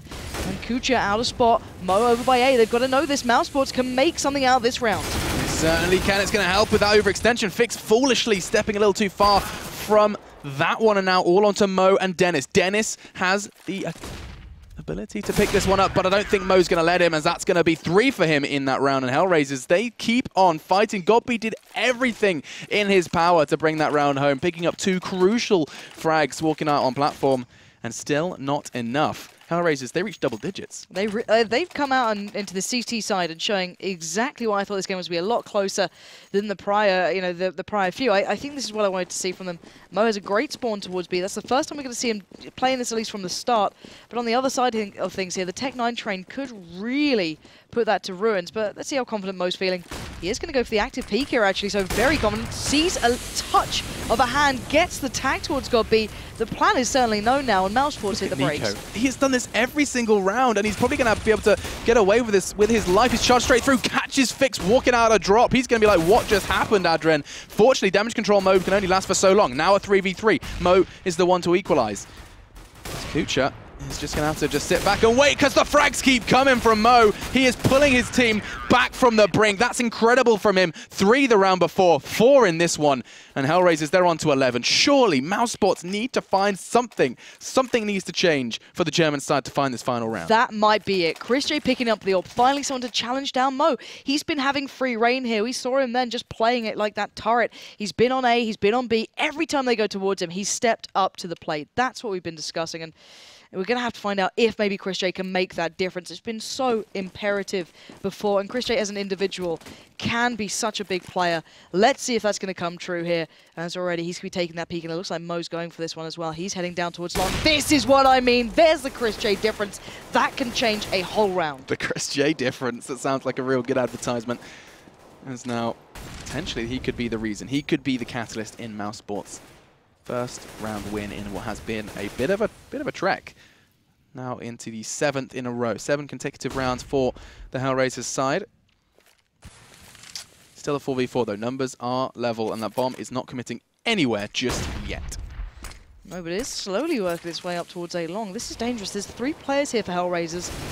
Kucha, Angel, and Fix, all in the right place. And, Mouse aren't being subtle about this one, but Angel actually backing away, second-guessing it, thinking, this is too obvious. Surely not. And now we see the slower play coming out. Can they catch him out, trying to peek, trying to get that extra information? Is anyone going to overextend? Will it be Kucha, Fix? So far, chrisJ still holding such a tiny angle there, but edging his way closer. Dennis has the bomb. 35 seconds on that clock. There's still a lot of time to be played with here. Angel and Adrent still on that B side, but close by that they can rotate. And next, starting to build up here too. HellRaisers playing very patiently. And the point to be made is that there's 0 flashes, 0 smokes on the HellRaisers side. They have nothing left to delay. They have nothing left to retake. If Angel and Adren are locked out, they may very well struggle. Next gets the frag onto Kucha. Time, though, is of the essence. 10 seconds. The T-side need to get the bomb down, or they need to start fragging. Next is the one to do the latter, as it's going to be Dennis who gets it. This could be it. All onto Adren's. godby secures it, and they made it difficult. That was such a grind, but Mousesports do manage to pick up the victory. After what was, I think that was, as I said before, 7 rounds in a row from HellRaisers. They demonstrated that they too can go on a bit of a rampage on CT Cobble. Yeah, it really was very impressive. They had the number of mouz then throughout that game. The amount of times that they got the opening kills on that CT side was very impressive. And it looked like mouz were running out of options. And then suddenly the economy allowed them to pick up the AWP towards chrisJ. He takes down Mo. You open up long. They work off the back of it. And it just paid out really well for them. I mean, do you think that that whole A strategy, because that was something new. That was something new from mouz. They hadn't tried that before with this incredibly late push onto A. Was that just down to chrisJ's frag, or was that the plan all along? I think if you get an early pick like that, you might as well work off the back of it. If you're already there, they've always been playing towards A a little, but then spreading through towards B. If you're already there and you've already got the pick, you've taken down the one player who'd been such a nuisance in the last 2 rounds. He was, what, 4 kills and 3 the one prior? Work off the back of it. They even slowed down the pace, so that instantaneous stack towards the site, then disperse, because they're not going to... They wouldn't. They'd have played already, right? Shouldn't. So that kind of double guessing, that double bluffing, just working out well for mouz, just showing that these guys know what they're doing.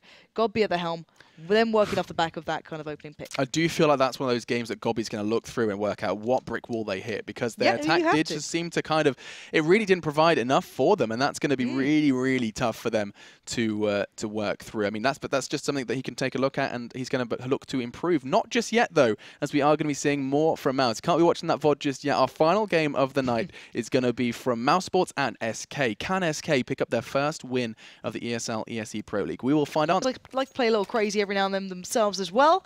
Probably not as crazy as the maybe NiP. not to the NiP style, all right? But we'll find out, of course. SK did win the knife round, so they got to choose to start on CT, which is going to be a benefit. NiP obviously won the knife round previously.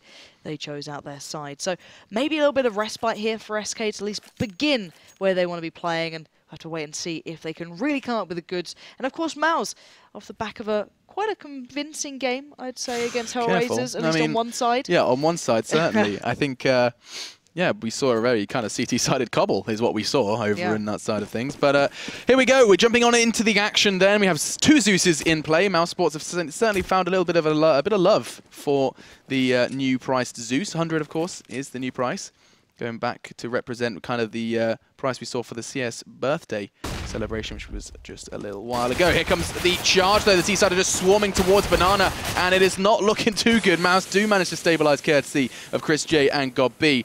And now the numbers most definitely are favoring SK. GodB has a fraction of health, and he's going to be surely taken down by this crossfire generated by the CT side, but Chris J has other plans.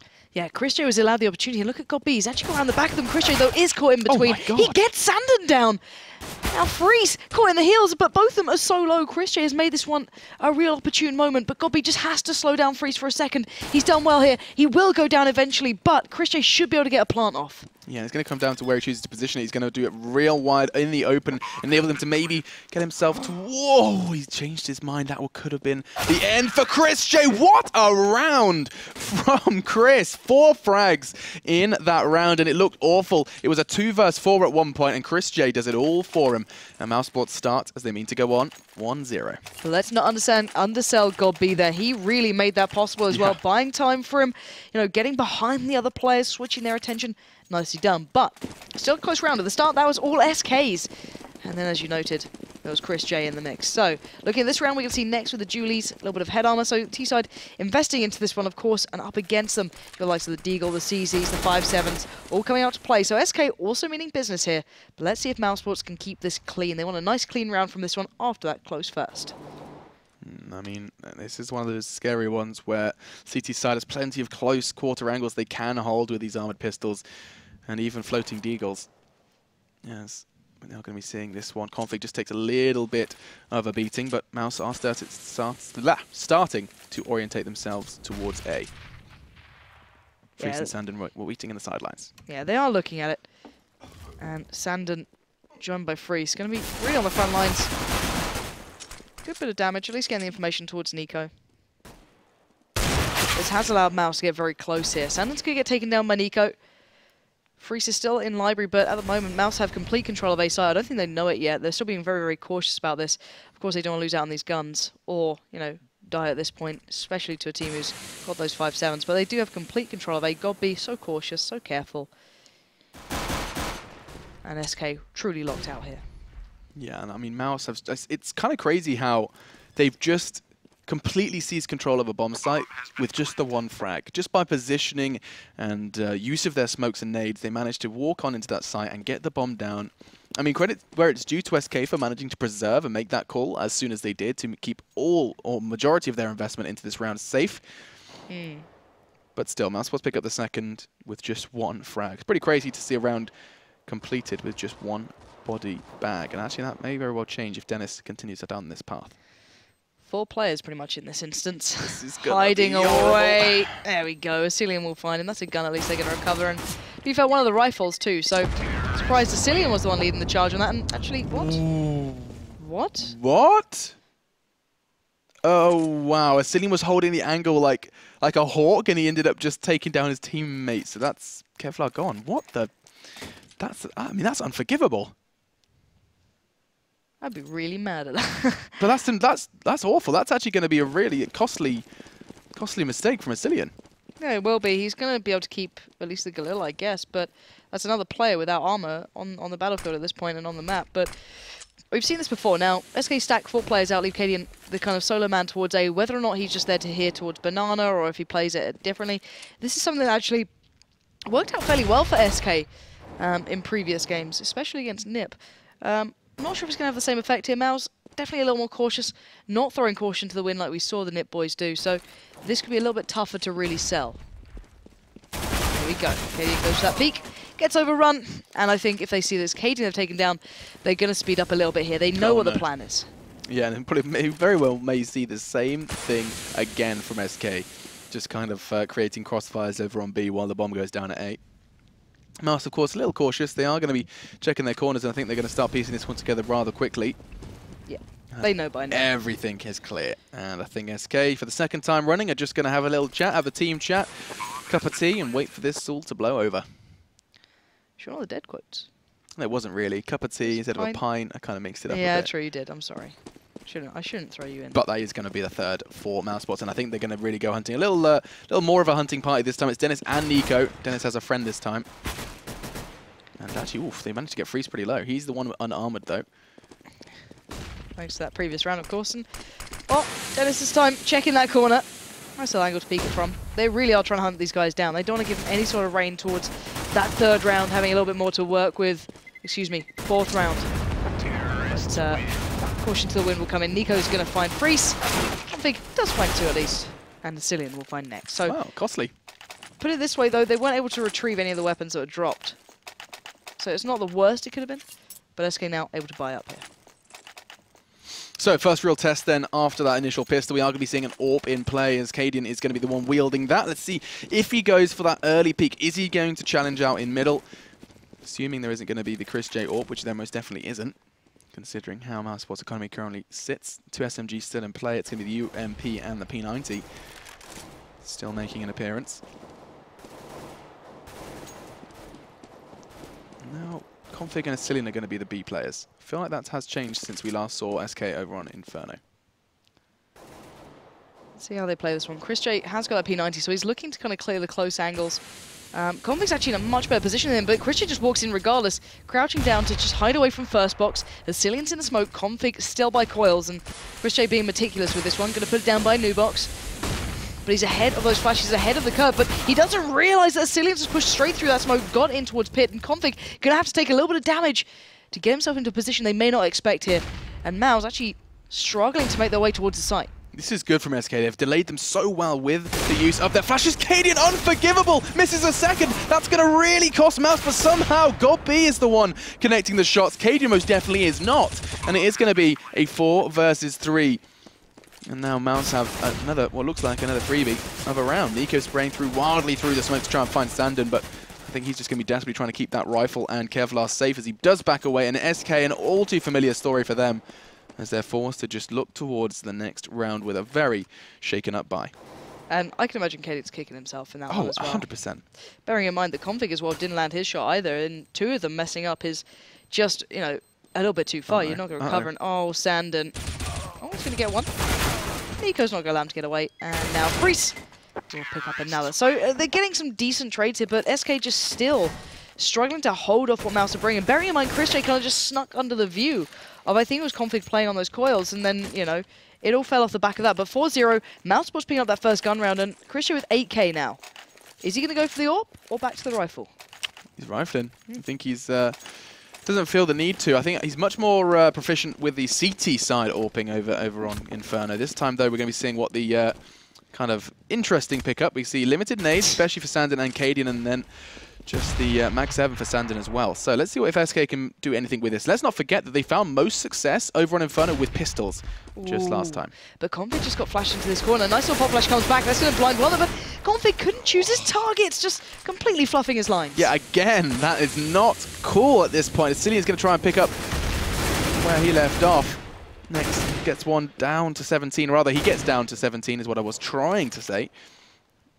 And now SK, again, always forced to play from a deficit. Losing men early, it's just not really the right way to structure your defense. You want to be forcing Mouz to come to you. At this point, though, you have to play the numbers game, and they have done it relatively well so far. 3 of the 4 are ready on A.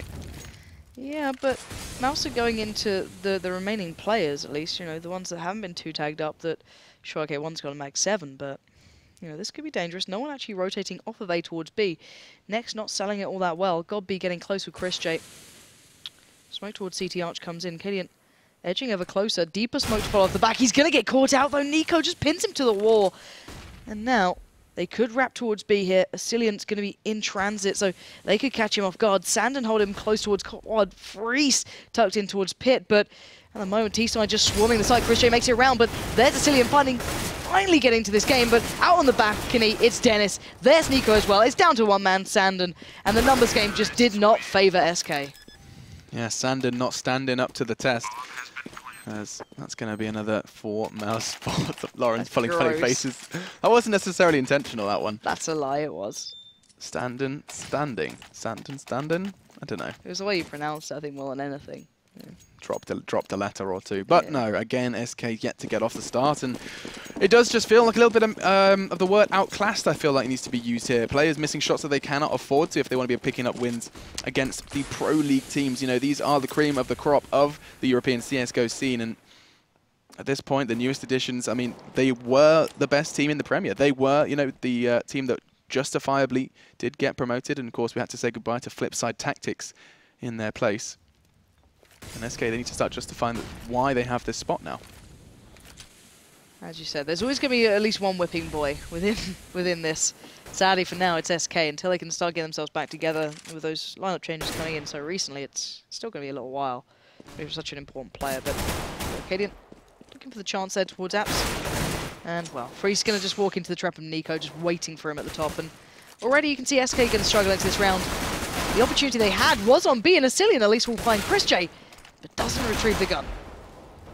Yeah, and that Molly's probably going to be the end of him, if not Nex's bullets, and it does bite the dust. Then Sandon and Cadian looking to just finally take a weapon or something away, and it does look like Sandon's going to be able to do just that.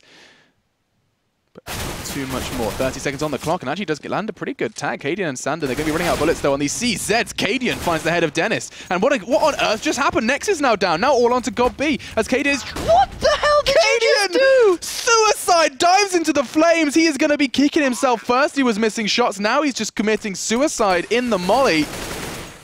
And now God B and Sandon. Sandon is forced to pick up where... Cadian left off, and for some unknown reason, Sandon's knife is signed by Cadian.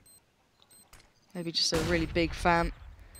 Sandon edging in towards us. He's going to get a glimpse here.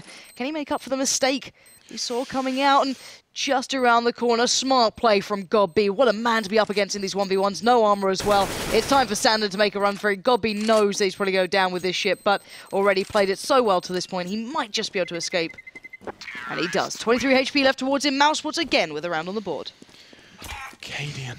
I mean, what was that play? He was convinced he was getting like hunted like a dog. He flashed away. He was trying to just dart into cover, but that cover was cooking. That's going to be... I mean, this is going to be tough for SK. Losing so many games in a row, you know. We can see it again here. So where...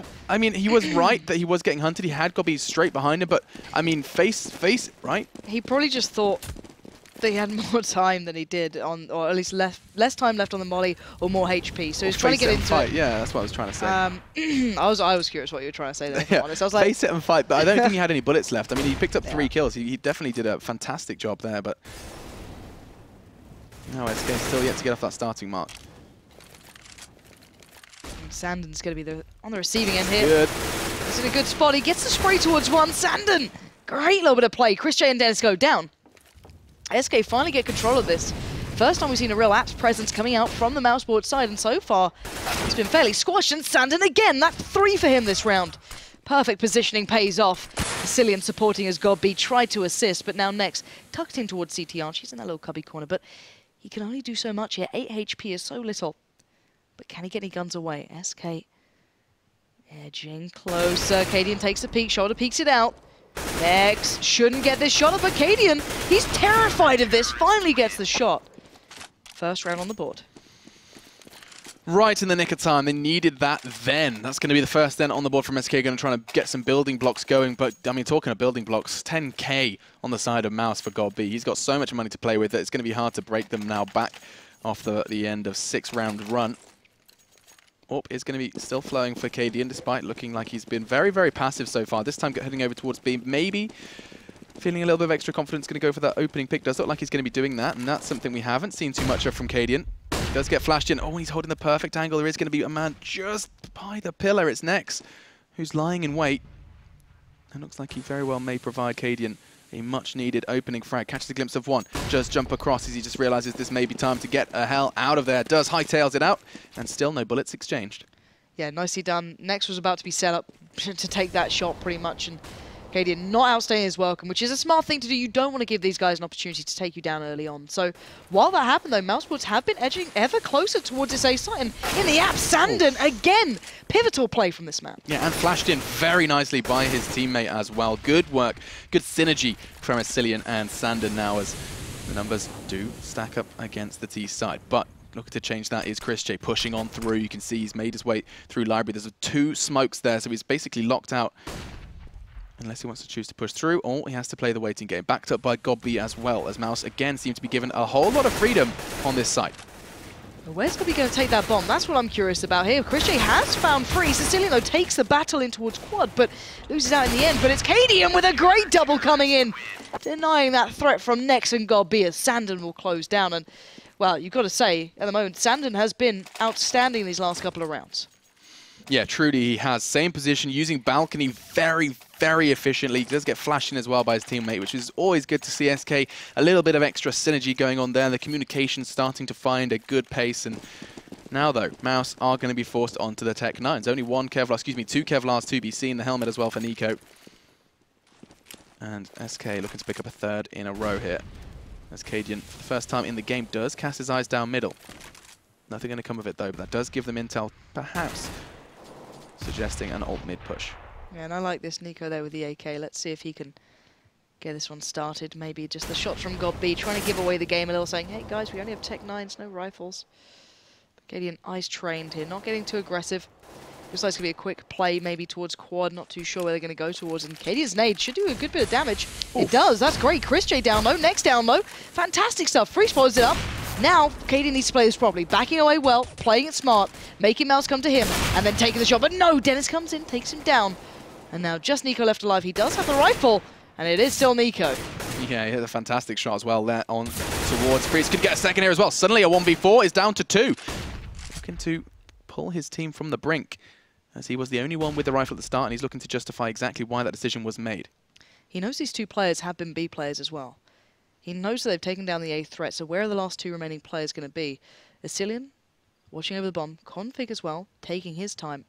ESEA actually not actively watching it too much. He's probably holding a slither almost from Speedway, and actually ESEA starting to doubt himself. And there's 20 seconds and a chance for Nico here. He's got a really good shot. This Config, though, will be the one coming through apps. He's the one who would find him. But Nico having to take so much time here to check all of this. And now Nico can make it back around. Let's see if he's going to go for the safe plant away from apps. He's got a couple of seconds left. And this should be a shot coming for Config. What are you doing, Config? He's given Nico a chance. He most definitely has. 36 points of health to work with, and he has a good idea of at least where one of them is. He's expecting ESEA a lot earlier than he was. ESEA, of course, second around on B. This could happen now. It could very well be a 1 versus 4. ESEA standing in his way. Fortunately connects through the box, and ESEA manages to pull SK back, but that, good God, did that get out of hand fast. Why would you ever give that man a chance like that? From Config, wow, maybe wasn't expecting, didn't quite register what he had seen when he first pushed out a balcony? Because these days you see, excuse me, you see the full plan and you can see the animation changing when it gets towards the end of it. But it's surprising that he didn't even look towards that, maybe just not, registering yet, maybe not quite keeping eyes on that one. So that could be a factor, but that was really sloppy play. And if there's any play you want to, you don't want to give an opportunity like that to, it's going to be Nico. He's a man who can. So anyway, 3-6. SK just about bringing it back in from the brink. And look at this, Nico is 11-7, bearing in mind. No one else is all that close to him, but that was a big round from him before. And looking for a good starting opportunity into this one. This time, let's remember, Mouz have a lot more utility to work with. Cadian's back to B. This could mean a little bit of an easier ride here. Yeah, absolutely could. Cadian, again with the AWP on towards CT Arch. Backing away from that one.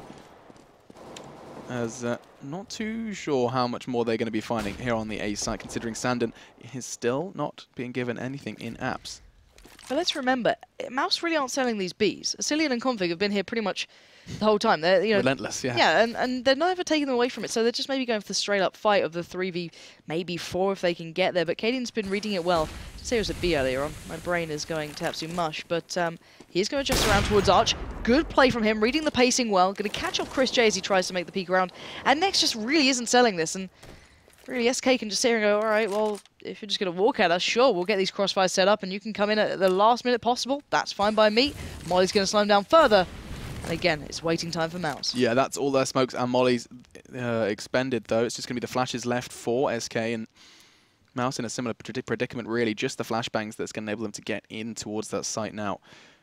As here comes the frags. NiP finds his 12th frag already of the game. He is going to be up on that balcony area, but I think Cadian and Freeze could pick this one up together. It's just a second out of reach, and it's not going to be happening as Godby swings and hits 2, as now it's going to be Config and Asilian who has to try and piece this one back together. And Freeze is going to be gutted. He was waiting so long, trying to hold off on taking that shot towards balcony to stop the bomb plant, but that still comes in. So now next, wins out. No! Asilian somehow breaks through towards quad. This is back to a 2v2. Dennis in a great spot, though. Will deny it. He gets the second as well towards Config. And really, for SK, they shouldn't have lost out on that.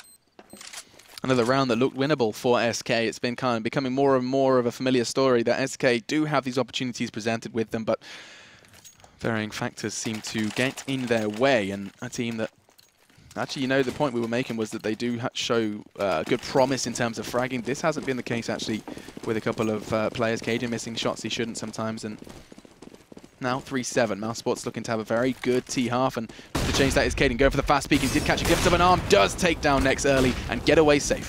Finally, them getting the opening frag in a really good position. Knowing Nex is down means that, well, Nex has been the one soloing out on that banana side of things. So now Mouz are kind of out of options here. They've been depending on NiP to get these opening shots, and it has been working out, bearing in mind. But it eventually will have to run to an end. But let's find out if they can depend on it once again here. As Sandon going to be the man waiting at the door, as he is going to start making an active peek. So the boys from the T side have hit a bit of a slowdown now, as Chris J needs to find something at the end of that smoke. He's the one at the front. He's the one at the forefront of the push. The arrowhead trying to pierce into that B site, and he has found success with the P90 crawl before, which we saw not too long ago. Now it's going to be Asilian then, who's about to be tested. Here comes Mouz, and the flashes and mollies are thrown out. Not going to be checking oranges, though. Great angle held by Asilian. Takes down Dennis. Looking to find a second as well as he's darting through. There's great support system in place with all of these nades. Config takes the double. And the B players who've been so vigilant, so refusing to move over on B. And finally, when they are tested, they prove just why they are on that site. Yeah, beautiful crossfire, and it just wasn't really checked. That's the biggest thing. No one really walked into it and, you know, checked out these angles. No one cleared it with the mollies. They dedicated those to slightly further back position, so towards new box and such, but it just didn't work out for them in the end, Mouz. And now look at them. They're a little strapped for cash here. 2K currently around on that, so P250's Tech 9's being purchased.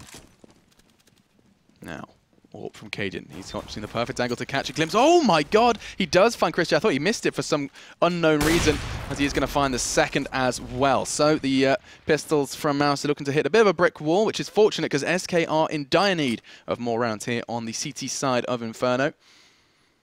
7 rounds in a row it was. Excuse me, 6 rounds in a row for Mouz. And now SK is starting to climb way back, as their money did get reset from the previous round. Yeah, it did. So they should be able to convert this. There shouldn't be any chance here for Mouz. They definitely shouldn't lose out on players. There we go. Config does get saved by Asilian. And as you mentioned, SK bringing this one back a little.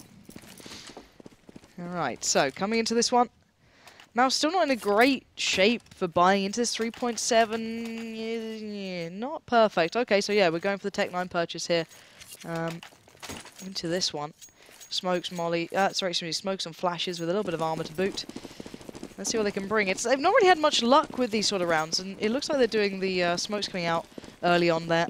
It's going to be Asilian dropping that one through over towards Banana, allowing Config to solo it. And actually, this is a great read here. SK stacking out the correct site. I wouldn't be surprised if they do actually find a whole lot of success. Mousesports, of course, just that body armor, meaning that head is going to be extra squishy coming up against these M4s.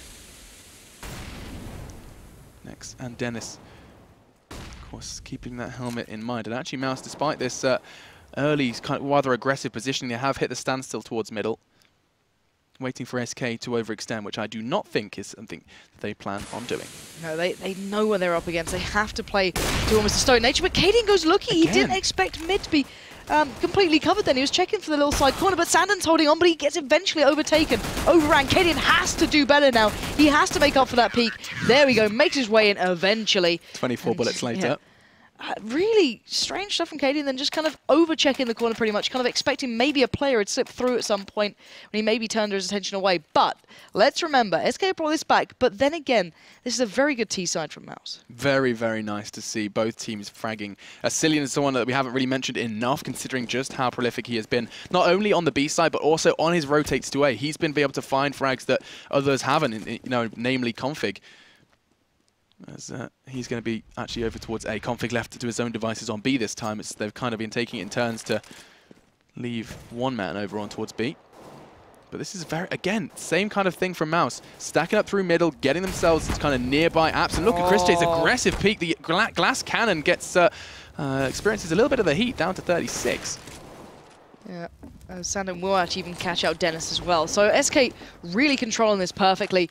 You've got Freeze as well sitting close in case Nico went for a walk, which he did straight up mid. And one by one, mouz are trying to make plays off of this. And Chris J with no armor as well, walking straight into that molly, just didn't allow for much. And it seems that when the going gets tough, Mousesports eventually give Chris J the op looking for an opener, but this time really not finding it. And he's going to have to once again look for a lot more into this round. There is only 2 players at least dedicated towards the A side. ESEA is holding that back play towards the arch if it was required and if they do go CT side, but at the moment, 36 seconds left. Playing this quite calmly. Chris J did indeed find Freeze. That'll make it easy though for ESEA. And now on the other side of that smoke, Sandon will wait. Next does catch out ESEA. Sandon now has to be where the buck stops, but no, he fluffs the shot. Godby gets it again with a very imperative play, but it's a 2v2. And bearing in mind, Cadian's still alive. They've got to be able to think they can do this here. Absolutely. No nades really, just Godby's got a flash and a HE to try and keep this site safe. Nothing to kind of remove any threats from the CT side. Config pushes in first. One by one they go, and one by one they fall. Godby and Nex picking them up, and that's going to be 6-8 then. As Mousesports win around, they really, again, SK kind of throwing it away. Yeah, I'm surprised it was even allowed to happen like that. You've got to be landing these shots. Allowing Godby the chance is never going to work out well, but the economy wasn't perfect then in the end for mouz. Dennis is going to be very light here. Almost no utility, actually none. But Chris J will at least get the AWP with full utility. Let's see if he can do something with it. His opening play again towards the later stages of that round in towards A were very important, but then again it's Cadian now peeking down towards Banana. Not sure if he got a glimpse then, but remember last time Godby baited out the shot there for Next before. Not going to do it again. I think they might have caught a glimpse.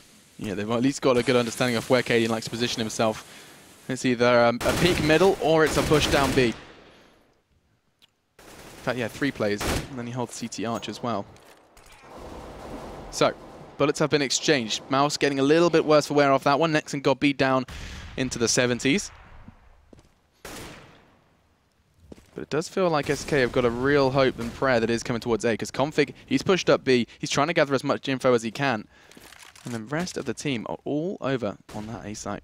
Yeah, they consistently do this. They have faith that Config can at least hold it long enough.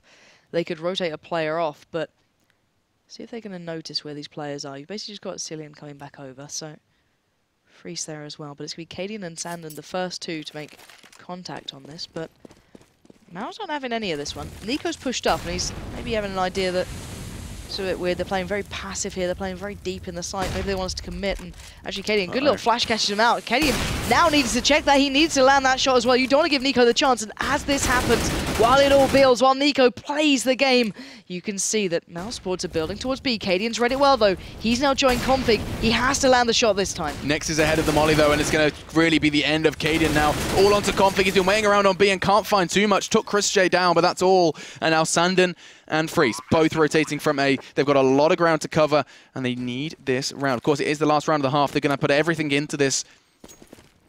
Now, they're almost waiting for each other. Sandon's taking it slow, though. He's anticipating a push-up Banana in the process. Next takes down his compadre. No hope in hell now for Sandon, as 3 mouz members just going to hold angles and watch the 9th round go on the board for them. Unless something magical happens from Sandon, he's going to be toyed with and is eventually going to go down. So Mousesports end the half 9-6 going into their CT half on Inferno. Yeah, that was a I think swings and roundabouts a little bit. Mousesports overall looking substantially better, and you know the rounds they got on the T side were quite convincing. There was a couple of times we saw it swing around back into the favor of SK. I think it was just a couple of times they read it well, or individuals had a very impressive round. But I think overall you still got to say that Mousesports look completely more in control of this game so far, and I'm excited to see their CT side.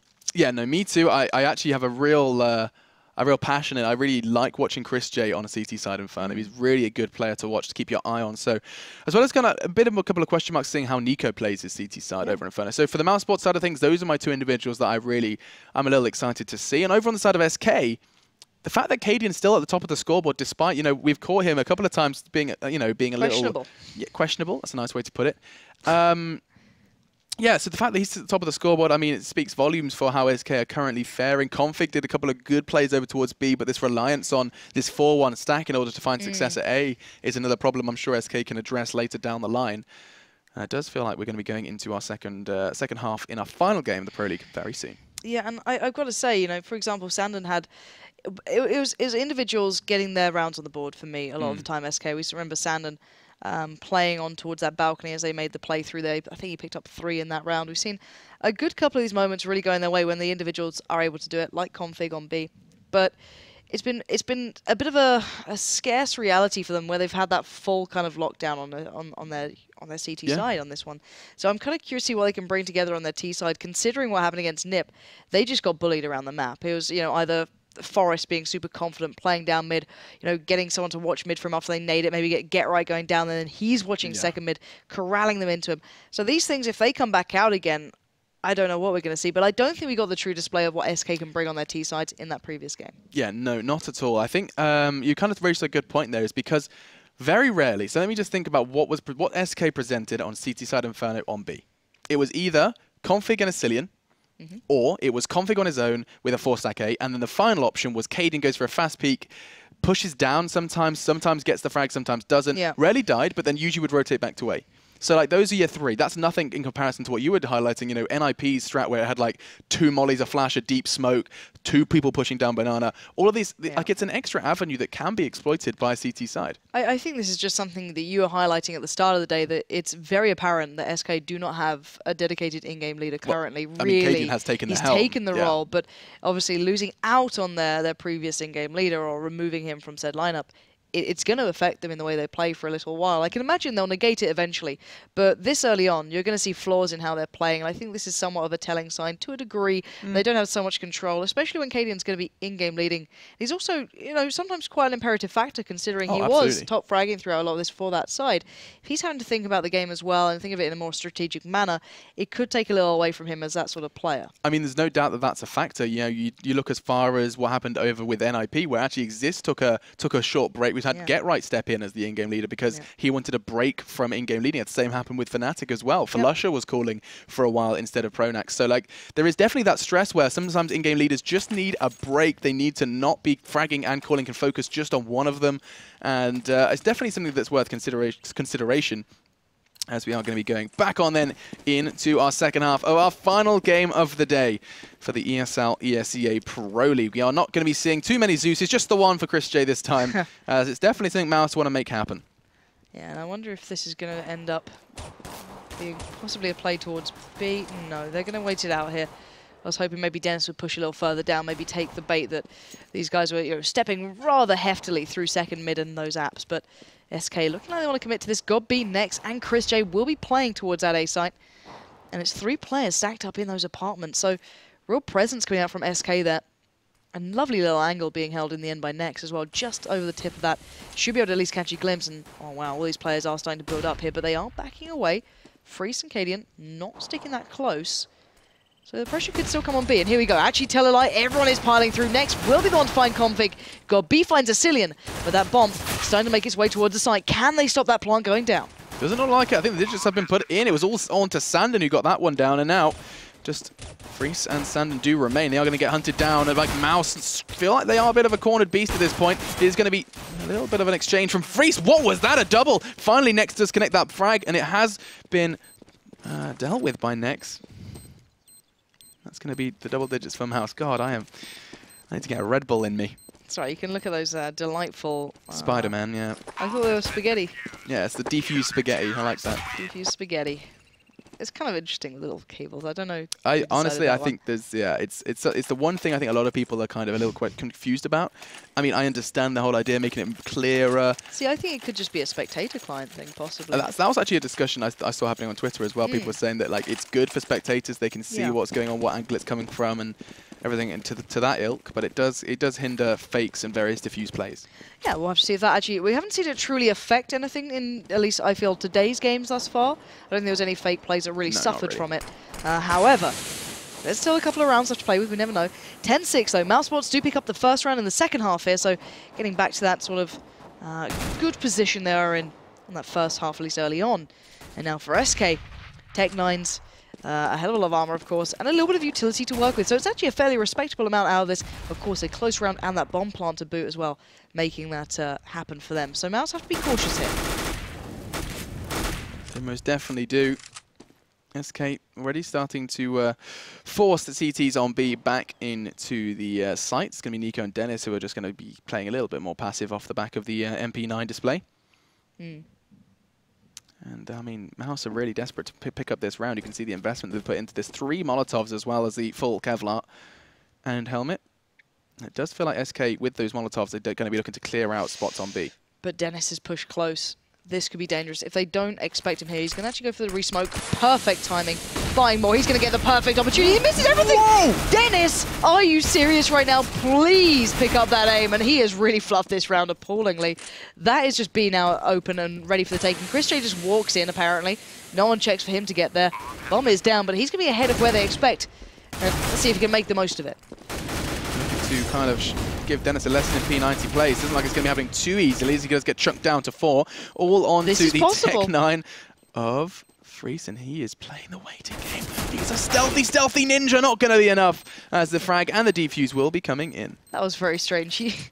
How none of them spotted him out earlier on, but anyway, defuse is going to come He was at 1 with the... spaghetti. With whatever that is. There's the spaghetti again.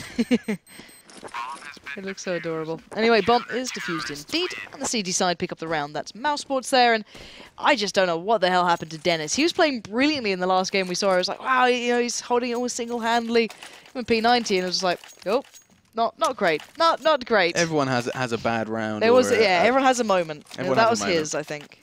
Yeah, I mean, Dennis has been actually pretty damn good, especially in the earlier showings we saw from Mouse, of course, in their game against HellRaisers. Yeah, that was very big. Over on Cobble. He was really influential towards those mid doors. 11-6, though, as we do go back into the action. No armor can be seen for SK in this one. It should be Mouse's 12th, unless something goes awry. It's going to be God B waiting this one out. He's going to find Cadian pretty early on here. Back away a little. Smoke it out. And maybe ring the alarm bell for next, saying, all right, careful of Boiler. Maybe it's going to be Chris J watching that and Next watching the mid push up. But it's going to put them on tilt at least a little bit and keep them really focused towards this. Yeah, all going to be coming in one big Glock train. I say Glock, actually, excuse me. There is a whole lot of Tech9 and P250. As it's going to be a Cillian who gets caught out, timed a little bit. The flash is perfect, though. That's going to enable them to get a little bit of a room to move. And it's going to be Sandin and Config who finds 2.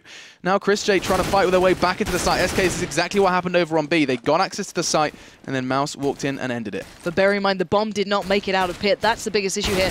Freeze does at least get Nico down, but Chris J has none of it. He just wants to get in there, in the faces. Dennis finally picks it up with the P90. But if that bomber made it to site, if they'd been able to cross over earlier, before those players got to quad, that could have been completely different. But not the way the cookie crumbles, and it'll be another one on the board for Mousesports. 12-6 now. But SK have been getting these rounds a little closer. Not ideal, but closer. Let's see what they can bring now. They've got, you know, the real guns to work with, and we see Freeze picking up the AWP. Yeah, we still haven't seen too much AWPing from Chris J. It's the point you made before. I mean, I have seen him. We saw him just yesterday doing it, but this time not so keen. Big stack of nades thrown up towards middle, and actually looks like B is going to be the first port of call for SK, and they cost them 2 very early on off the back of like a force buy and a pistol round. Now though, they're coming in with the 3 early picks. It's not ideal. Already Nico, the next on the chopping board. Far from ideal there, at least in his behalf. Dennis is going to be able to back away though. They're not going to make it up there too quickly. As Freeze, Cadian, and Config still alive. But I think you pointed out the fact that SK were being so cautious, so careful, playing it quite meticulously, and then on the gun round, it's like, well, guys, why did you just... I think they thought they had an opportunity on this B side. I thought, in their eyes, maybe they're like, okay, we can catch one out here, let's get it. They all commit, and there's actually 2 waiting, so it becomes a bit of an issue. But now playing it a little slower, let's see if SK can work off this. Chris J is casting his eyes towards that smoke. It's actually going to be Nex who does pick up the frag, and this is just becoming even more of a problem for SK. Now just 2 remain. Cadian does manage to get the AWP, but that's going to be very little of a consolation prize at this point. Next, right on top of course, he's going to try and actually does succeed in doing a whole lot of damage to both of them. Cadian now down just to 17 as his teammate down a little further. And he is not long for this world as well. 13-6 then going to be the score, and it looks like Mousesports are very, very cushy here on the CT side. And yeah, in that round, good play from godb as well. You didn't really see him until the end, but he was already down in second mid, watching the cross back, so they knew they could stack those 3 players out towards B, make sure that SK don't catch him out by making a play quickly back around towards A, who was already watching that rotate, so good positioning then. But still, SK back on the pistols. They've been making these rounds close, but now Mousesports have so much more utility, so many smokes, flashes, mollies, everything you'd want, and that deep nade coming through, gonna catch Freeze down a little bit here, but a quick play towards Apps again. This last time was shot down by godb eventually. I wonder if it's gonna happen again. Not gonna fall back to pit this time, but good dink comes in, 3 HP. God, that's terrifying for godb. He does manage to get himself to a degree of safety. Molly's going to be thrown out. SK turning up the speed a little bit, and it's looking to work out quite nicely. Sandon and Config again with the frags. Config finds his second.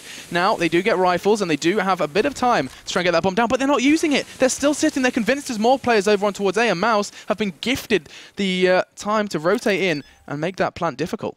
Exactly. Freeze does get it down for free, but now here we go. Can he do anything with this? Just about dances around by Dennis, and Dennis will fall to his hand, but now it's a 1v1. Nico up against Freeze. Freeze is already low. Freeze has to take the shot, but it's Nico to shut him down. Picking up 2 at the end. Perfect retake from him, and the defuse to follow. Another slip up from SK, just not quite having the perfect read on numbers for the CT side, and Mouse just gifted that lovely stretch of time to get over to the site before the bomb went down. 14-6 then, as it does look like it's starting to end for SK, and we are yet to see the team pick up their first win in the Pro League, despite playing a real handful of games. We've seen 3 games from SK today. We saw them once yesterday as well, so this will be their 4th loss on the board in just 2 days. Well, it's always going to be a trial by fire at this sort of degree, I feel. At this sort of caliber, you're always going to get it. But even in these best of ones, not finding their form here. At least not yet. There's still time. There's still very early on in the league. Of course, yeah. They're not, thinking they're going to win it this time, but they do feel as though they can improve. Look at SK, though. They've got rifles, and they're charging in as if they've just got Tech 9 armor. Here they come. Cadian with 2 very quick frags, and that's going to be surely the bomb going down. Actually was the last man into the site. Freeze trailing behind is going to be able to get that bomb down, and Mouse are going to be wondering where it all went wrong. As the bomb does go down, and SK with a first real convincing victory, it seems, on the T side. And I like it when players play like that. It's a brave move, of course, to play ahead of the smokes and the flashes, but it's something that I remember seeing Kiebi do for Dignitas, playing a little ahead of the smokes and flashes that come in standardly, just kind of depending on that kind of brute force aim that you can bring out. And he was doing it on maps like Mirage on the T side going towards A. I see Cadian finding, maybe not exactly the same sort of form, but a touch of it. So back on the subject, while they say about the 4 losses and how much of an impact that can have, very little when you remember that every team in the Pro League plays 22 games in the season. So there's an awful lot of time for things to change for SK. It does mean that they're having a lot of experience against the teams that they're going to be coming up against throughout the league. And they have a lot to go back on. They've got 4 games, 4 best of ones they can look through, see what they can and can't change. And one thing they most definitely can do more of was that. Cadian 2 quick entry frags. And a very quick round on the board for SK. They needed that. That's going to put 7 for them. 14 for Mousesports as they battled to put 15. We saw what happened last time they got to 15, though, over against HellRaisers. Yeah, hopefully no flashbacks for the Mousesports boys, at least for their sake. But look at Nico and Dennis. Quite aggressive presence towards B early on. This before did catch out SK on their buy-up. That got 2 of the players down there, but this time they actually are committing for this as well. Sandon's going to be the one down on the end, maybe boosting up Freeze here. It looks like it, but they're already ahead of this one and expecting it. Nico had the shot, didn't land it. Freeze denies him. And there's a free gun for Dennis there. He's going to go for the upgrade. And now 4v5. This is going to get very difficult. Bearing in mind, godb only on that 5-7. Now, with this early advantage, SK can build off that. Or at least they should. godb has been pretty damn good in this apps area, constantly flashing, constantly keeping them guessing, making Balcony a real no-go for the T side. Great pickup from Chris J as well. Cillian chose to challenge and did not thrive. As with 50 seconds left on the clock, SK are starting to claw this one back. Config providing the necessary frag. As Chris J brings him down with an inch of his life. 20 points of health left for him. And the bomb in the hands of Sand, and they still aren't sure where they want to go. If they can get this pick onto Chris J, it will open the floodgate, but it's not happening. He's not allowing it. Single-handedly playing it to the clock, goes back around, expecting someone to be pushing CT Arch, and there they were. Now 2v2. Bearing in mind, Chris J is up against two players very low. 27 HP between the two of them. Against Chris J on 46. So a lot more to work with. And Chris J, again, timing is exactly what he's just working out here. Around the back now already. The bomb should be going down. 2v2 though. Will he go for this alone, or is he going to wait for Dennis to come over towards the site? So smart smoke as well. That's actually going to cover up and limit Chris J's options. I say that. Chris J always perfectly lingering on the other side of the smoke. They are quite literally next to each other within a cat's whisker. Is a very old-fashioned expression. But Freeze got behind him. Dennis has shown his hand here. Freeze has the opportunity. He's seen both of them. He takes down one. He gets killed in the end by Dennis, but time is of the essence, and I think Dennis has this one in the bag. There we go. He has got the defuse, and that could have been perfect, but maybe shooting a little early, then giving away the game.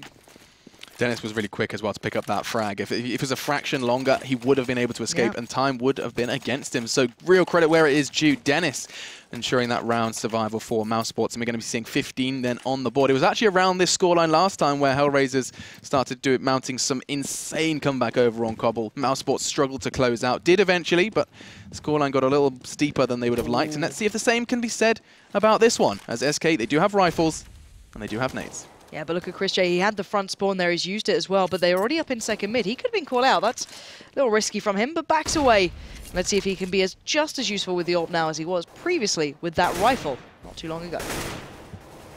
So, Nico going a little aggressive down Banana. We saw a quick glimpse of him pushed up to sandbags, but he's not going to be challenged out just yet. Config's the one that's really considering seizing control of apps, but we know what Godby's been doing. I was saying it just beforehand that Godby has really, really made it a scary feat to try and push through. It's Chris J again. 2 flashes and a smoke invested into locking him out.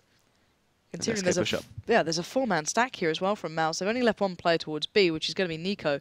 Now Nico can be a name star unto himself, but he's going to be challenged down by 3 players very, very soon. They're all lining up here. Chris J's holding the arch. It looks like a split maybe, trying to wrap around towards B, but there's 2 moments here. One of them is going to be Nico. He has to hold on to this. They're just behind that smoke.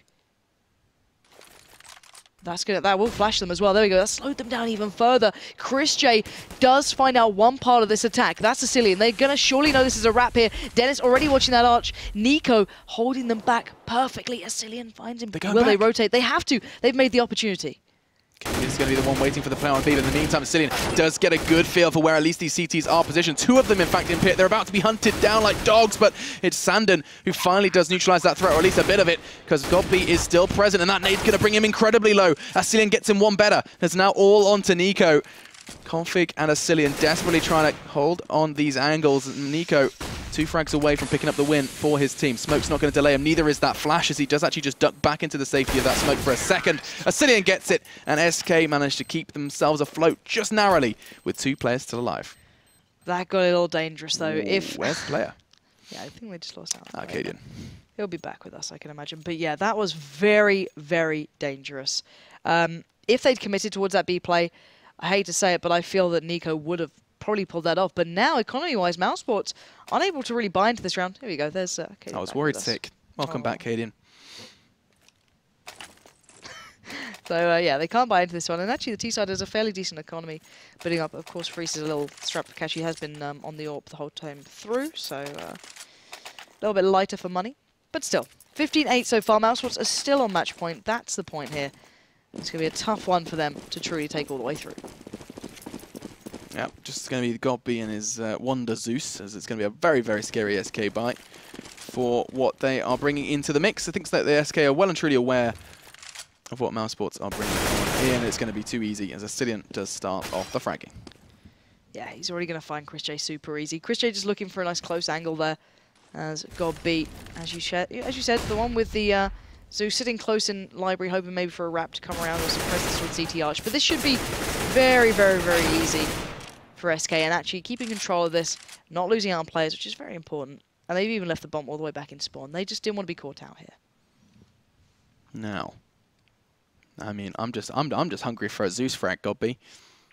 And so is he with his two. double. Yeah, he's got his levitating Zeus. It's actually the rarest type. It's actually a Zeus skin. The floating skin. Floating Zeus, yeah, very, very rare. But look at this. Oh my god, look at that map. That's scary.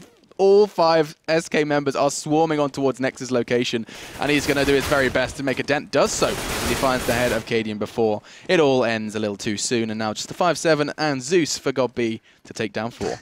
He's a dreamer. He might be able to get a gun away, though. He's in a really good spot here. If they kind of push... Did Freeze hear him? I'm not sure. No Zeus for Godby. All right, SK lose 1 player, get the bomb plant, keep the rifles up. They're good in this one. Nice little round from them, not losing too many players. But then again now, Mouse have a little bit more money, but probably not going to go for this one yet. So just a couple of pistols here and there. But they will be going for a little bit of armor between them and a couple of smokes to buy some time, bring the SK boys a little closer. But SK should be able to, once again, convert this round. This should be theirs. Yeah, it certainly should be, and this would put them into double digits, making it much more respectable, that's for certain. SK definitely found some form. Stack up on towards Banana may very well be greeted by a Molotov or 2. In fact, 2 of them are going to lock them out. They have to fight now. It's no decision. It's been made for NiKo, as he is going to be trying to keep them at bay. Another smoke threat goes out, and has actually done a fantastic job with the equipment he's been given to keep SK away from B. Yeah, and he's the only one with a kit as well, so he does really want to stay alive in this one as much as possible, but I'm surprised no nades or anything else had actually hit him there. He just somehow avoided it all. Now, has allowed this 4-man stack from Mouse to actually pay off towards A. And SK could run into a little bit of trouble here. Next is flashed up, though. That should be the opener. There you go. Cadian's going to find it. And SK start at least showing some presence there. Freeze went ahead, and Cillian backed away with the bomb. It's going to give a little bit of time for Mousesports to get some shots in, but none connecting. Freeze will break in. And now it's Dennis tucked on the side with Chris J, looking to find something, but having no luck. But, oh, Dennis. Dennis with the sneaky play. Comes out, gets one. But that's it. And now NiKo all on his own. Now, that's going to be the 10. That's going to be 10 for SK. And is this going to be the same story that we were told over on Cobble, where we began to see things going horribly wrong for Mouse, and then a flurry of frags from Godby actually was the linchpin into the 16th. NiKo could actually find an AK here, because there's a whole lot of players on towards that balcony area, and Cillian's damn low, but I don't think he's got the opportunity to push around that corner. Oh, another one's low. He's gone and done it. He's taken Sandan out of the equation, expecting a flash. Nothing's going to come, and it actually could be a second. Oh, wow, he paints a circle around him. And Cillian is just about going to get out of dodge. No, he's not. God damn, it must have been close. And that's going to be a whole lot of money now. Look at that. 2 players in the 10K region. And SK, they've got a good shot at closing this gap even further. Yeah, they do. They can bring this one back. I think we do, as we said, we didn't get to see much of their T-side against NiP. That was kind of done and dusted super early. So finally get to see what they're made of here. Freeze really having quite a moment and dealing with them well. And Chris J going for the AWP, though. This is what closed out the last game, bearing in mind. Chris J finally allowed the AWP. Let's see if that's going to be a factor. I don't know if it will be. They don't have much to work with in the way of smokes or nades. It's pretty bare for the CT side. But NiKo, again, having to weather the storm out Banana. And Dennis coming back around towards A. Freeze has actually got his aim trained on Chris J's location as well, if he chose to extend any further. But no, smart play from Chris J. Just backing away and playing it smart. This shows that there is a lot of restraint on the Mousesports side at this point. They know they can't afford to let too many more slip away before we get into drawing territory. Oh, Chris J, is this the option? There it is. Cadian goes down again, this man. So defining towards Mouse's play. So, to try and build off the back of that one. It's going to be Nex who starts fragging as well. Now just 3 members of SK remain before it is most definitely the end. And Nex is actually making it a little too certain at this point. Sandan and Config, just as we started to speculate a little further. And Mouse saved the day once again. I say Mouse, I should say Nex, as he picked up 2 crucial frags alongside Chris J's opener. And now Sandan looking to make it respectable. Does take down Dennis. And with 30 seconds left, the T side, it's looking super unlikely. Sandan, what? That was huge, and Nex now gets taken down. SK, player by player, taking out Mousesports. Mousesports playing sloppy here, playing a little lackluster, and actually, they've sold that B so well. Seconds. Config is already there, but Godby can stop this. He can stop the bomb, but no! Sandan gets it on the cross. 9 seconds to make it there. This is a plan that's going to come in. And now Chris J, 1v2. Sandan and Config. Perfect play. Chris J's on the wrong side, and he wants to keep that up.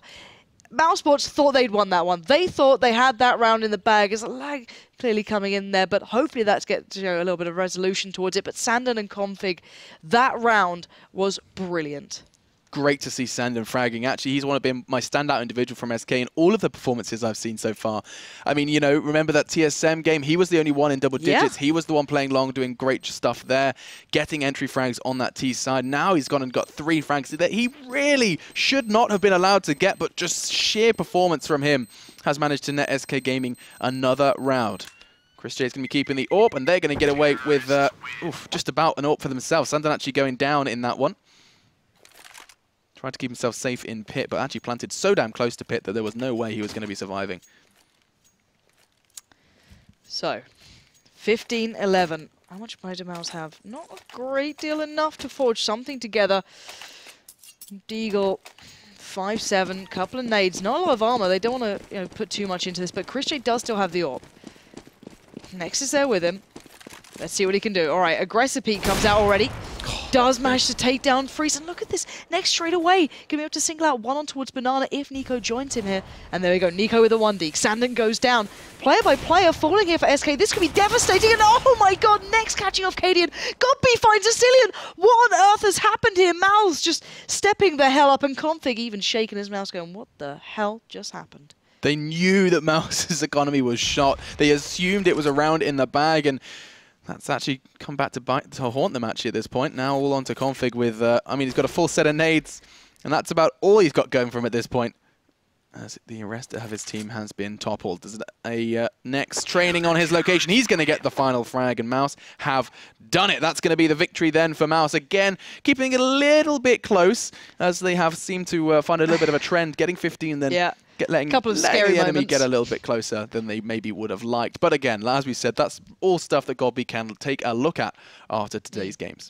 Yeah, and I'm curious to see what they actually make off the back of that game, how they felt they played. And as you said at the end, a couple of issues becoming a little bit apparent, but they pull it back in even on the rounds they shouldn't do, when they literally don't have guns to work with. So clearly, Mousesports doing well today. Good to see them picking up the victories here. Sadly for SK, a bit of a tough one. Yeah, so I mean, just a recap on what we did experience today. Of course, if you did miss it, the VODs are available both on Twitch and over on YouTube as well, which is just youtube.com/ESL. Started with the Danish blockbuster, or at least it could have been. Not going to happen this time. 16-4 was the final score, and TSM just ran rampant around SK. Yeah, following that by another bit of a beating black and blue, NiP took charge of that one and just ran all over SK. Another very tough match, but at least they had a real respite into the third match. Yeah, for sure. Mousesports demonstrating that they were not going to start as poorly as they did in Season 1. 16-11 victory over HellRaisers. Doesn't tell the whole story as well, considering just how effective they were over on their CT side. And of course, in case you've just been somewhere in the last 30 seconds, 16-11 was the closing scoreline. Mousesports picking up over SK. SK giving us a little bit more of a display than we saw in their earlier games, but still a little bit shaky in comparison. Yeah, so EU has ended for today, and of course there is the NA side of things as well. We've got 4 more games that will be kicking off around 2 CET, so the time right now. So that is in, hang on, what time is it now? It's about 3 hours. Yeah, 3 hours, 2 hours 45. We will be kicking off again with the NA side of things. I can tell you what the Rockgate teams we're going to be seeing. We're going to see some Liquid in there, Conquest up against a Lunatic as well. Yep. So lots of matchups to look forward to, and you should most definitely stay tuned for that one if your sleeping pattern is as ruined as mine. Yep, so do be sure to head over to that Twitch channel, and we'll be there as well. So we hope to see you in about 2 hours 45 minutes. Yeah. Sounds like a plan. Of course, tomorrow there is more Pro League CS. We're just going to be giving you so much CS over this week, and we've got some real matches coming up. Yeah, these are the big games. Look at this. You've got Fnatic against NiP. That's a big challenge. Can NiP style keep up? Does it really work against Fnatic, or will that be where the buck stops? That's a big question. Again, HellRaisers showing potential, but you're against Fnatic, and pretty much everyone's under the pressure. But the final game of the day, to exclude the French showdown as well, which is the third, another big hitter, it's TSM against Fnatic. What a brilliant match that's going to be. Finally a chance for revenge for Fnatic over TSM. And on Train, no less. A map that TSM, we recently had trouble with, despite it being a map that they had really telling stats suggesting that they did have a comfortable map, a comfortable training map. So A comfortable train map. Like the London Alex. Underground map. Yeah. Okay, honestly, I'm ready for bed. I think it's time. I think it's time I got tucked in and had a nap. So we are going to go ahead and have a little nap before the NA side kicks off in about 2 hours 45. Lauren needs to stop laughing at me because I am struggling as it's time for us to say goodbye. We hope to see you guys